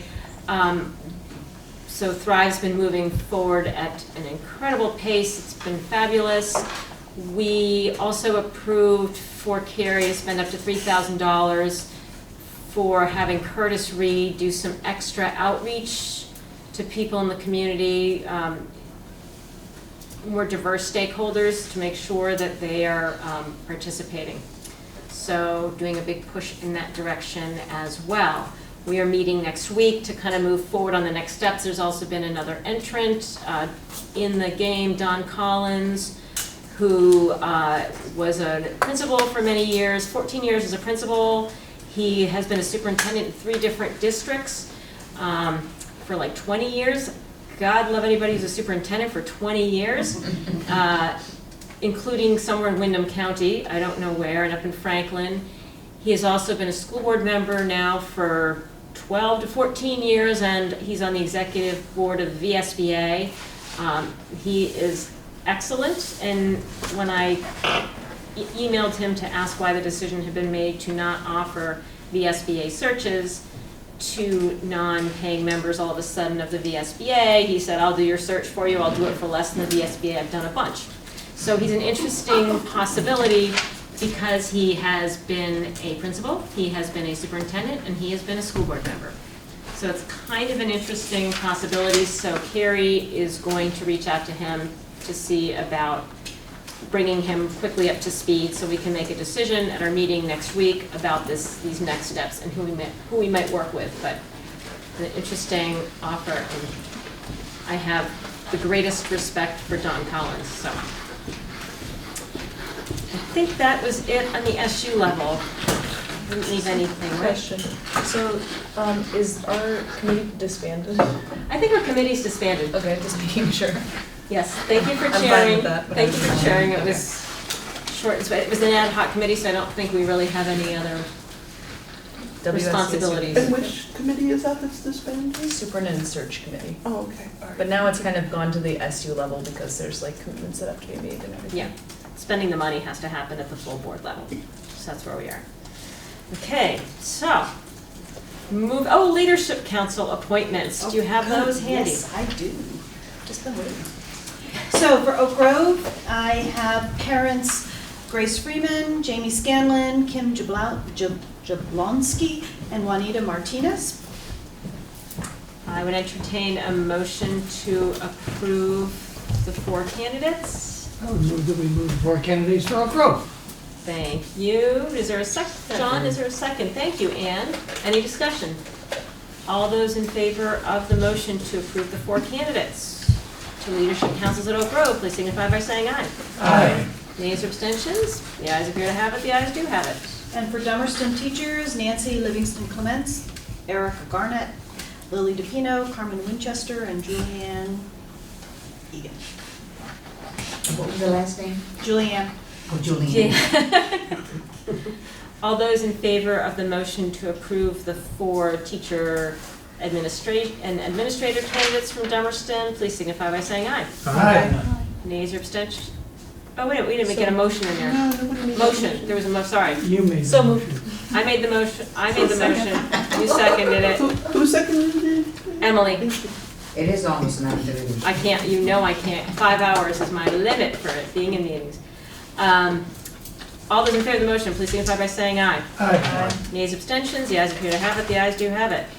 Warrants, whoo, I gotta do this now, okay. Let me just give a 2-second. Oh, sorry, I forgot about that, Sean, sorry. On January 3rd, the Guilford Leadership Council met, and we had a very, very productive meeting, and there was one additional community member there, so it was 7 people altogether, and so well organized, and I just gotta take my hat off to these energetic, dynamic individuals. It's a good place to maybe get some future board members too, to serve with the benevolent dictator maybe, although if you're from Guilford, that doesn't help. Thank you, Sean. Moving on to finance. Okay. I would entertain a motion to approve the warrants of November 25th in the total amount of $104,256.17. The warrants of December 2nd, 2019 in the amount of $718,428.29. No, that's not the total. Yes, it is. That is the total, sorry.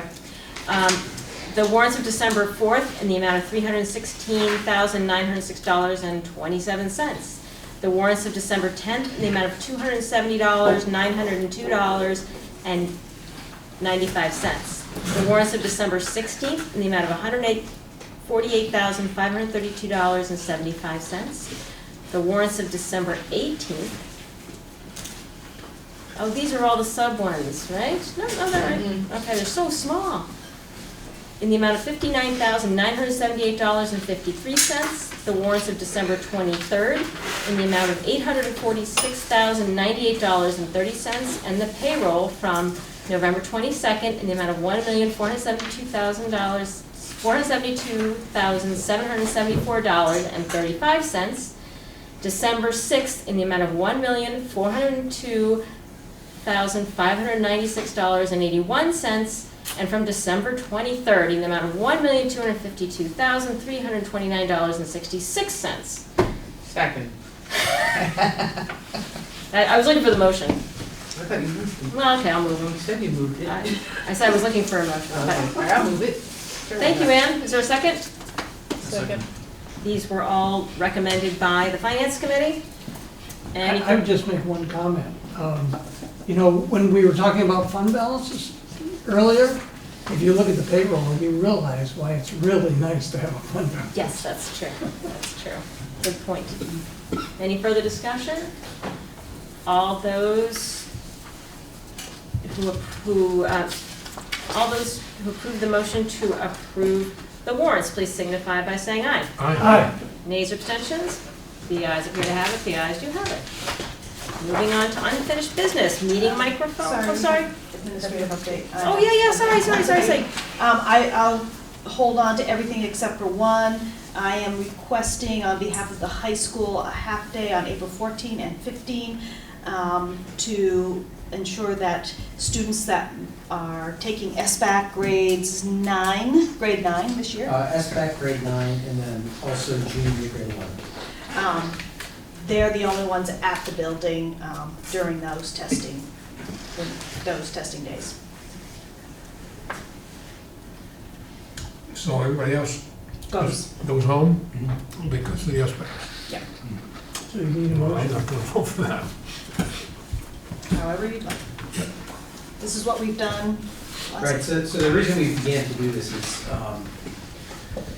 we, for many years with standardized testing, tried to schedule the tests during the day. We would have a melange of canceled classes and combined classes, and we had a lot of trouble getting it done effectively and with students paying good attention to it. So about 4 or 5 years ago, we began the practice of doing the half day where we would run block 1 and block 2, send students home except for 9th and 11th grade, feed them lunch, and then we would do testing where we would be able to have 2 faculty members proctor each room. That allowed us to create a much more positive testing environment, allowed us to create a much more serious environment. We'd go through the testing, and then the next day we would do blocks 3 and 4, and then we'd follow the same process. So, I mean, it was done because it was pretty chaotic. Schools all over Vermont do it different ways. Some schools cancel school completely for a day, and they just bring in the students. I don't necessarily want to do that, but, it's been an established practice, and I'd like to continue it.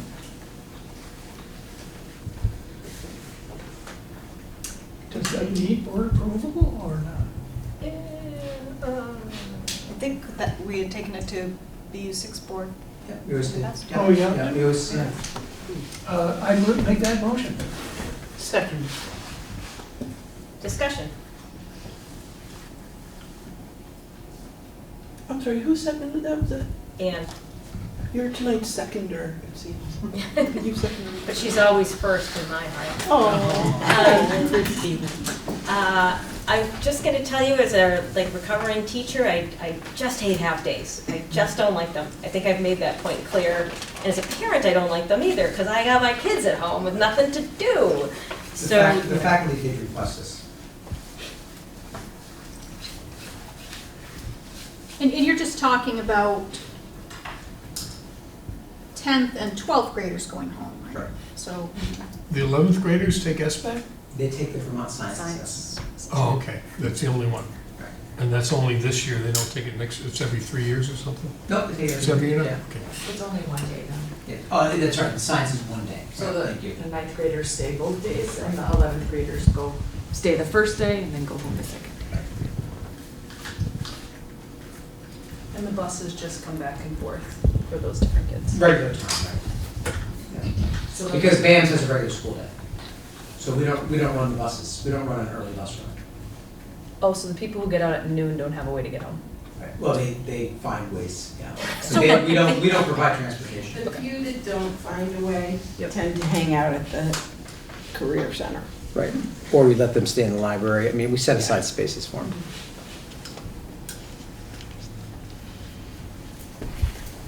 As mother of a 10th grade boy who can't pick them up, I might have to abstain from this vote, but anyway, any other discussion? All those in favor of the motion, please signify by saying aye. Aye. Nays or abstentions? Abstention. I'm abstaining too. But the ayes appear to have it, the ayes do have it, the motion carries. Any, didn't we have some other things? I thought we had put it on the agenda separately, but I can do it. Oh, you can do it whenever you want to do it. Okay, you want to do it later? Sure, let's do it. Okay. I had said, okay, now's a good time, but you can do it later. Just remind me that it's someplace. Yep. Okay. Microphone update. So, I was working for y'all Christmas Eve. My brother, who's a sound engineer, said we could get something decent for about $500. But it's not gonna be really great to cart around. So anything that you can really cart around is not gonna be really helpful in the spaces that need it, like Dummerston, Putney Gym.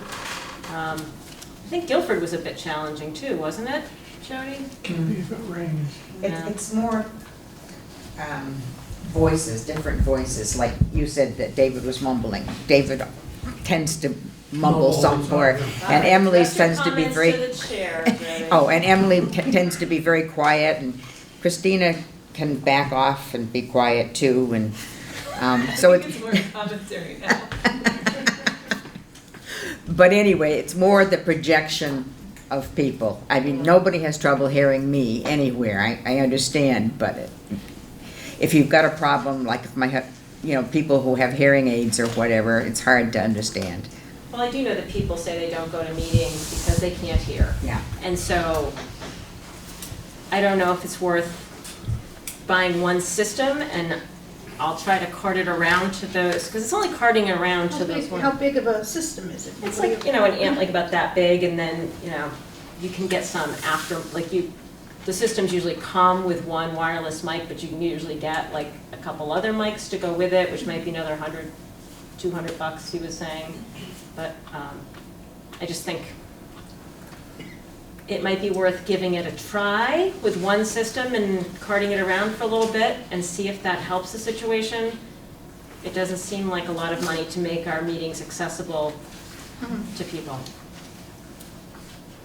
Sean? I think in considering that we've just wrangled over all kinds of money for many hours, that I would not be in favor of spending any more money on something like this And I think what we should do is just try to project as directors of the WSESD, so people can hear.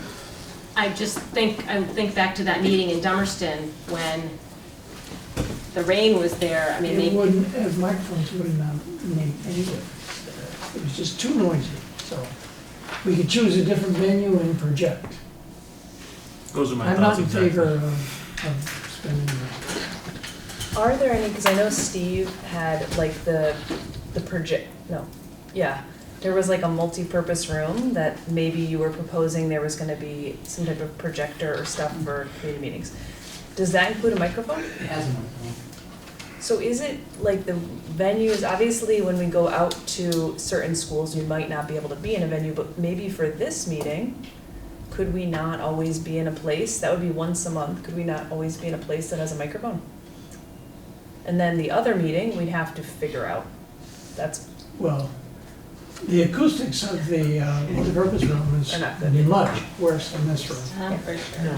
Very, very dull. Yeah, but this room isn't as bad, really. Yeah. And particularly since you've got it moved this way, as long as you project. Dummerston doesn't have to be in the gym for a meeting. There's no great space. I mean, I guess the science room The is science room. yeah. okay for this size group. All right, so it doesn't seem like we're taking action on this now. That's fine, I'm busy enough. I don't need to cart around a microphone. Works for me. Moving on to policies for adoption. There are 4 policies.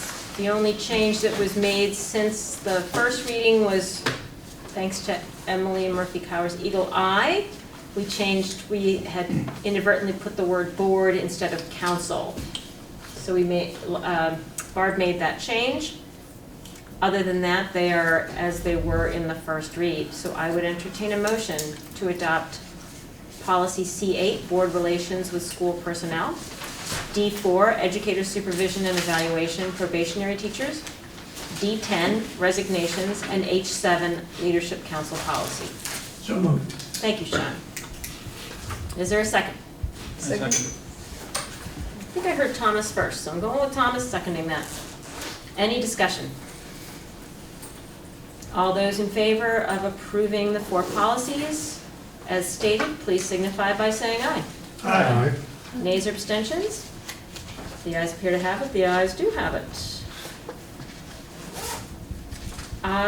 Moving on to new business. Oh yeah, I see retirement's moving. Moving on to new business. I have sent everybody copies of the director's report. I just need to add my guesstimate on what our percent increase is going to be. That was the only, Lyle gave me some great feedback, and Sean, thank you. Speak now or forever hold your peace on that, because it's going to go out, because we're not going to meet again. So I assume everybody likes the director's report, especially the part, for those of you that were not paying attention along the way, especially the part that tells you that I will be on that side next year. So. I did notice that, but not very, with a smile on my face. It's one step closer to benevolent dictator. Excellent, so I will send that out so that I can go, because I can't go register my dog at the town office because my name is Mud, because this hasn't gone out, so thank you. We need to have an executive session on a student matter. I'll do it 3 minutes. We can Okay. do it after. So I would entertain a motion to, You want me to do together? We can do this, because there will be no action. there'll be no action taken, so we should do it at the end? Yeah. Okay, so if it's okay with the board, we can move that to the very end? Okay. So item C, this came up at the SU level, and I've run into this a couple times as the chair where I can't make an expenditure. We wanted to place an ad for the note taker, and I said, Barb, take it out of my stipend. I want to get the note taker here. It's really important to the board. So if the board doesn't retroactively approve it, I will pay for it personally. And so I would I would like to talk about having $1,000 that is at the discretion of the board with the board chair, with the vice chair per year. You would replenish it if the board ratified it, but if the board chair did something that the board did not ratify, then that would be it for that, it's only for the next couple months, obviously. But the board chair's hands are tied if you have to call an attorney, so you're gonna make an expenditure. And I just think it might be a good practice, because a lot of stuff comes up in a merged district of 10 entities. And so to be able to call an attorney, to be able to place an ad, to be able to have BCTV film something, and we could maybe make parameters around how those funds could be used. But it's a hard job sitting here, and I don't expect that I would use it, but I think it might be a nice gift to the next person who might not be in the situation to say, sure, I'll take it out of my stipend, this $1,000 ad if it doesn't work, because it's just that important that it get done. And so that's that's not an ask we do of anybody in the district, so it's a hard thing to do for a board chair, and we have so much to move forward, and if we're not meeting every week. So I'm not sure we need to move this tonight, because I don't plan on using it, and I just wanted to put it out there for you all to think about it, and I just think it would be a good practice, because Carrie's finding the same thing, where time is of the essence in the superintendent search, and I said, Carrie, I'll pay for it. And so she and I agreed to split costs for something, because she was trying to get Curtis Reed as quickly as possible. So I'm just trying to think of creative ways that we can move quickly without allowing a lot of abuse on the part of the board member. So unless somebody feels like very excited to make a motion right now, We could, I think establishing contingency fund makes perfect sense, and we can figure out what it means later on. Okay. If we want to have it, especially want to have it in the next budget, we should probably do it now. well, it's funds that are currently in the board, but you could expend them. Oh, you can expend them without. That's Right, so we're right. not adding money to the budget, we're just So giving the discretionary contingency fund. discretionary contingency Yeah. fund. Okay. Are you making a motion now? I move that we establish a discretionary contingency fund for the use of the, where is it? Board chair. The board chair and vice chair. Did I say that all? Temporary contingency fund of $1,000? Is there a second? Second. Oh, I'm sorry, no, Kelly.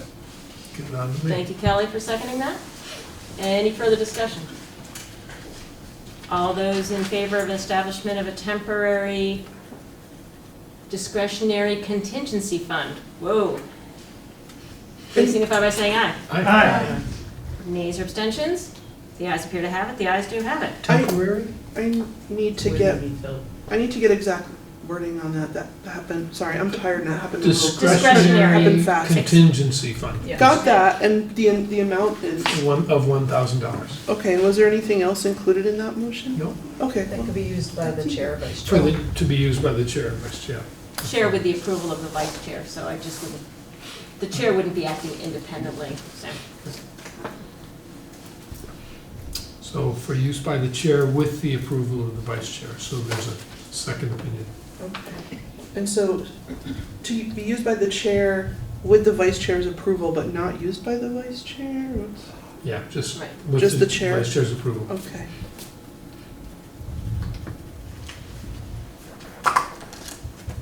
And that passed unanimously. It did. And David made the motion and Kelly seconded it? Yes. Thank you.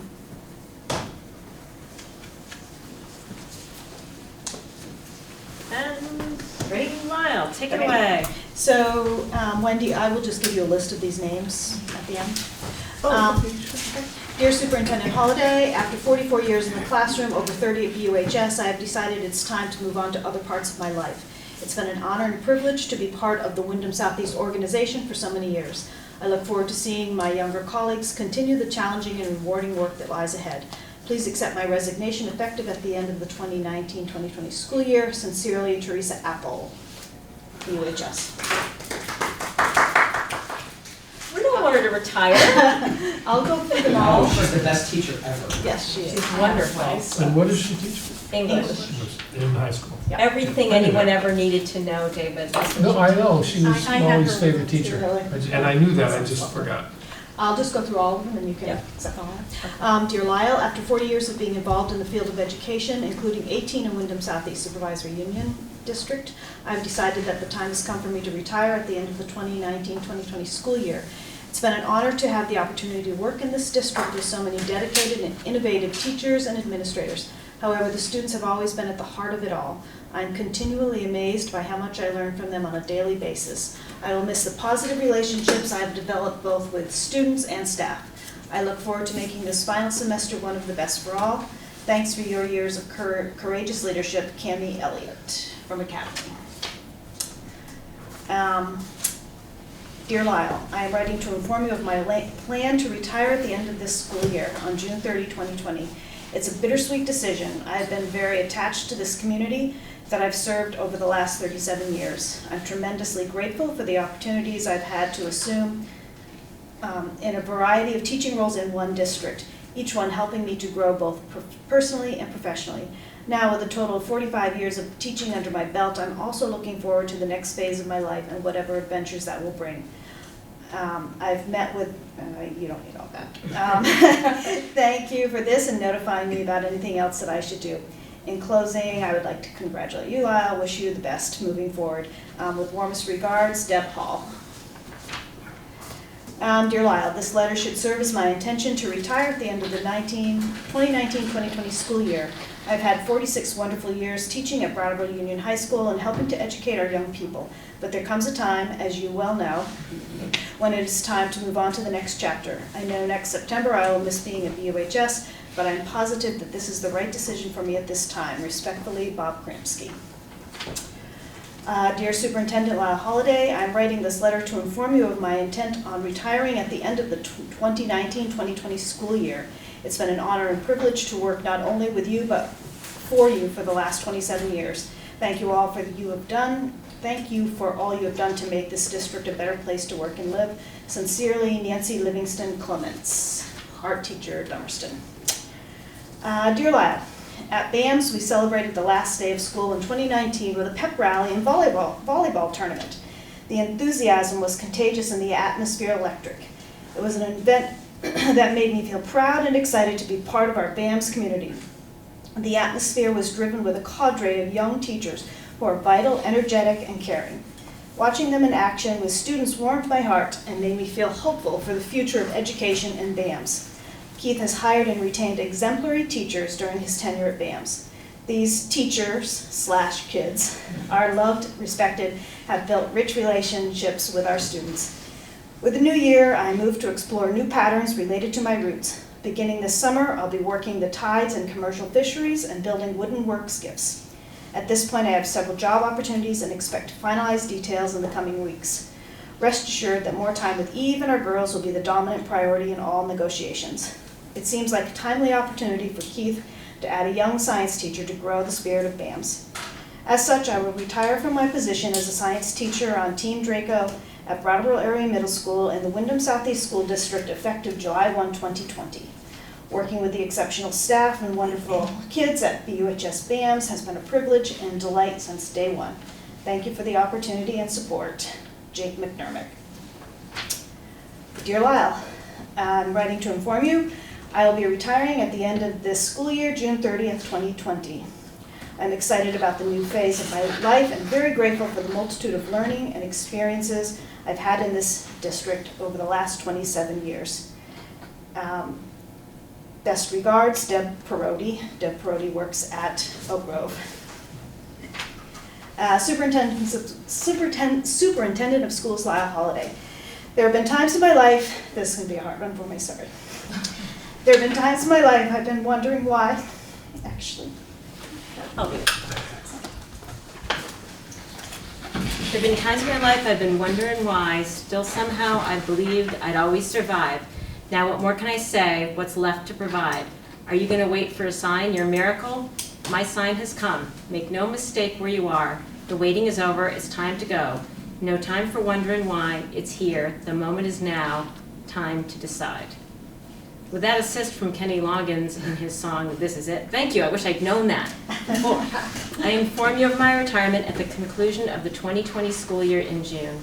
A few words before I go. This may sound a bit self-aggrandizing, but it is not meant for that at all. Just a thank you for allowing me the flexibility to do my job and what I determined was the most effective way. The profession of teaching is like no other. It offers infinite variety. There may be some, but very few jobs where if things are not going well, become monotonous, stale, there is a remedy. Change the way you are doing things. My career has been punctuated with infinite change.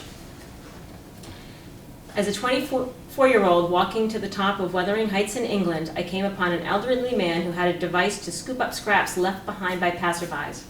I struck up a conversation with him, wondering, was this a full-time job? He said it was not a job at all, but his labor of love. Teaching in this school district since 1972 has been a labor of love for me. I would not trade a single day with anyone else. To have had the opportunity to educate so many young people has been life's reward for me. The school district has entrusted me with a myriad of responsibilities in providing educational opportunities for students and staff, including field studies both in the United States and abroad. Never have I been discouraged from trying something constructively new and educationally sound. I am proud to have provided students with these educational travel opportunities over the past 48 years. Boston's Colonial American Freedom Trail, American Revolution, Washington, D.C., United States government, including the Close-Up Foundation program that I ran for 10 years. Alabama, Civil Rights Movement in Selma, Birmingham, and Montgomery. England, tied to the Western Civilization course I taught at BUHS. Gettysburg, U.S. Civil War Studies. Northern Ireland to enhance the study of the Troubles. Dallas, Texas to study through eyewitnesses the JFK assassination. 3 of my students have been awarded scholarships by the Dallas-based research organizations, JFK Lancer, 2 winning National Student of the Year awards, and 1 finishing runner-up. American Legion National Oratorical Contest, wouldn't win one with that. Brattleboro Union High School has the highest placed Vermonter in that contest history, finishing 2nd in the nation in Indianapolis, Indiana. Placed 2 students in the top 20 of Senator Sanders' writing contest, traveling to the State House in Montpelier to participate in a roundtable discussion with the senator. One of the winners from BUHS was a foreign exchange student from Leipzig, thank you, Ann. Leipzig, Germany, an incredible achievement. Students for Renew organized a student effort that educated students, adults, service clubs in high schools and universities in Virginia, Georgia, New Hampshire, and Vermont about the dangers of unexploded ordnance left behind from the Vietnam War. Students raised enough money to build a home for Vietnamese women and her children. She had lost her husband to an unexploded ordnance accident. In 1995, a chance meeting with then Superintendent of Schools Ray McNulty resulted in a conversation of how to provide in-service for staff needing to transition from 50-minute classes to block scheduling. Having experience with my education abroad during the 1970s through the 80s, I offered to provide coursework in England, the integrated day approach for willing staff members. As an adjunct professor at Keene State College, I planned all travel, accommodation, and coursework for 3 trips between 1995 and 2001. I continued the program organizing field study courses for staff members to the Republic of Ireland, Northern Ireland, Germany, Italy, Greece, Cuba, Mississippi, Alabama, Georgia, Indian West, the Nez Perce Trail and Reservation, Nazi concentration camps. Life in this school district has been, Life in this school district has been incredibly rich and rewarding. This is my thank you to this district for its trust in allowing me the responsibility of instructing, enriching, developing our most precious resource, this district's young people. It's an awesome responsibility that I have embraced and thoroughly enjoyed. William Bill Holliday, educator, WSESU, WSESD, 1972 to 2020. 1965 graduate as well. Yes. Now, yeah, a few seconds into that, I'm like, oh, I see why this would be hard. So that's a full slate. That is like 300 years of educational experience. It is a lot of years, you're right. It was 8 individuals, right? Yes. Right. I mean, I'm not joking, it's like 200 Yeah, it's something incredible. years. That's an incredible amount of educational experience. Yeah. I would entertain a motion to accept with deep regret and great thanks for their service to our community for the collective 250 years or so. The resignations of the 8 staff members. So, Thank you, David. Is there a second? I'll second. Thank you, Kelly. Any further discussion? All those in favor of accepting with regret and thanks the resignations of the 8 teachers, please signify by saying aye. Aye. Any abstentions? The ayes appear to have it. The ayes do have it. We wish them all an excellent and relaxing in retirement. one of the few years ago when the town school board asked the principals to bring the names of everybody, people as they were retiring, and the purpose was so we could ask the question, do all of these people have to be replaced? Are these positions that could be done, we could do without, or could combine, or could be otherwise managed without hiring replacement? So that's, hope you'll look into that. Yeah, we're looking at that right now. I've been on the school board for a long time, and I don't think I've ever heard 8 individuals retiring all at once, and I'd have to say I'm extremely impressed by the collective letters that were written to the board. I mean, that is, it's really worth keeping. If only we could keep them all, and the reader of Maybe when Rich 7/8 of them. Maybe when Rich edits this, he can put these at the beginning, so people get to hear all those things. Yeah. So I am now looking for a motion to enter into executive session for student. See public comments. Oh, I'm sorry, No, I'm sorry. It's fine, it's been a very Sorry. long night. Waiting patiently, I've been wondering if I could share a letter that Team Tenny received with the board. I think it'll kind of uplift our spirits a little bit after the somber retirement discussion here. So I'll try and make it as brief as possible. But yeah.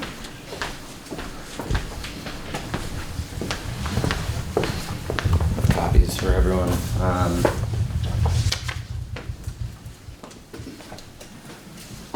So a little background. This letter came to me from a recent graduate who the grandstand situation affected personally. This individual's someone by the name of Leaf Bigelow. He graduated 2 years ago. He's probably the most decorated athlete our school's seen in decades. A little background on Leaf. He was a 4-year starter for our baseball team, 3-time All-Marble Valley League, 2-time All-State. He was USA Today Vermont Player of the Year. He was the Vermont-New Hampshire Twin State Game MVP. And during his Christmas break, I have a friend of mine who does off-season training work with youngsters at an indoor facility. And during Leaf's Christmas break, in order for him to get his work in, he came along and volunteered to help out these youngsters as well. And that spoke volumes to me. Just thinking back, me as a 20-year-old during vacation break, that'd be the last thing on my mind. So he was wondering what he could do to help other than helping youngsters. He was wondering what he could help with this issue, and so he offered to write a letter. And he sent it to us, and wanted to read it to you tonight. It says, "To whom it may concern, my dreams and passion for the game of baseball started right here in the tight-knit community of Brattleboro, Vermont, a town commonly referred to as a baseball town, a town with a high school that has something so special and unique that no other high school in the state has, a baseball field with a grandstand. Every baseball field is the same, 90 feet to each base, 60 feet 6 inches from mound to home plate. But what makes Tenny Field much different than any other ballpark is the grandstand. This is something we should take pride in, maintain, and preserve for years to come. Tenny Field will always have a special place for me, as well as for many others. It all began in 2009 when I was in Little League. Baseball practice ended at Fort Dummer, and my dad and I headed up Fairground Road toward the high school. At the crest of the hill, I could see the lights shining down on the field as evening turned to night behind the Dartmouth Green grandstand, and that meant one thing: baseball season. The Colonels were taking on rival Mount Anthony on a Tuesday night. I sat a couple rows up the grandstand closest to the Colonels' dugout on the first baseline. Have you ever heard of the term best seat in the house? Well, yes, it was exactly that. The elevated view not only allowed for me a perfect view of the action, but also the players in the dugout. As a 9-year-old, I looked up to these guys. I wanted to see everything they did. I envisioned myself wearing the purple pinstripes one day while playing on the best high school baseball field in the state. That's really where my passion and love for the game of baseball began, right there sitting in Tenny Field grandstands. Fast forward to high school, being able to practice and play at Tenny Field was a true honor and something I didn't take for granted. The grandstand gives the field a stadium-like feel to it, something that you can't get many other places for high school baseball. During my playing career as a Colonel, I got to see fans enjoy the historic landmark for 2 years, and 2 years of seeing fans in utter disappointment that they couldn't sit there. Visiting teams, families, and fans loved coming to Tenny Field, and it all circles back to one reason why: the grandstand. If you take away the grandstand, then you have the same old baseball diamond you can find anywhere else. Tenny Field has always been referred to as one of the best baseball fields in the state. It's up there with Centennial Field in Burlington, which is home to a minor league baseball team, and Montpelier Rec Park, home to a team in a prestigious collegiate league during the summer. We have something special here, especially for high school baseball. Thoughts and plans of the grandstand ever being removed would destroy history, memories, and most importantly, a great venue for our fans. The grandstand isn't in the best shape, as we all know, needing updates and renovations to accommodate for today's safety standards. We can make this happen. This is what our community needs. However, for this to happen, we need everyone on the same page. A great example of this has already happened at a historic landmark in this town. 2005 Harris Hill Ski Jump closed, needing renovations to bring it up to safety standards. You know what they did? They fixed it, made it better, and reopened it. This is exactly what needs to happen with the grandstand. Like Harris Hill, the Tenny Field grandstand is a beloved place by not only our community, but people from all over the region. By doing this, it will bring Tenny Field back to the place it once was, somewhere that will draw fans to unite in a place to enjoy America's pastime. Overall, I shared with you what the grandstands means to me and what action needs to be taken. I shared with you some of my memories I have of this special place. As a former player, I know what it meant to be able to play at Tenny Field, and I'm sure the hundreds of alumni know the privilege they had to be able to play there. Let's make this happen. Let's make this happen for the past, current, and most importantly, future athletes and families. Let's make this happen for our community. This all starts by coming together, moving forward, and overall making it the beloved place it once was. Sincerely, Leif Bigelow. I was very impressed. This is someone who has had his troubles with his competitive fire in the past, but just seeing him in the 2 short years he's been away at college, I think he's matured beyond his years, and I think this speaks volumes for his maturity and his willingness to help out in any way he can. It meant a lot to me personally, but as a group, it says exactly what we think our mission statement is, and I give him a lot of credit for stepping out and writing this letter to us.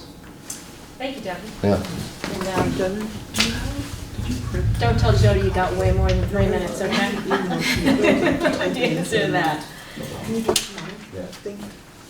So as our last order of business, I would entertain a motion to move into executive session under 1 VSA 313(7) to discuss a student matter. So moved. Do we have a second? Yeah. Thank you, David. All those in favor of moving into executive session? Nays, abstention, the ayes appear to have it. There will be no action afterwards. So I should stick around for the meeting adjournment though, right? Yeah. Okay.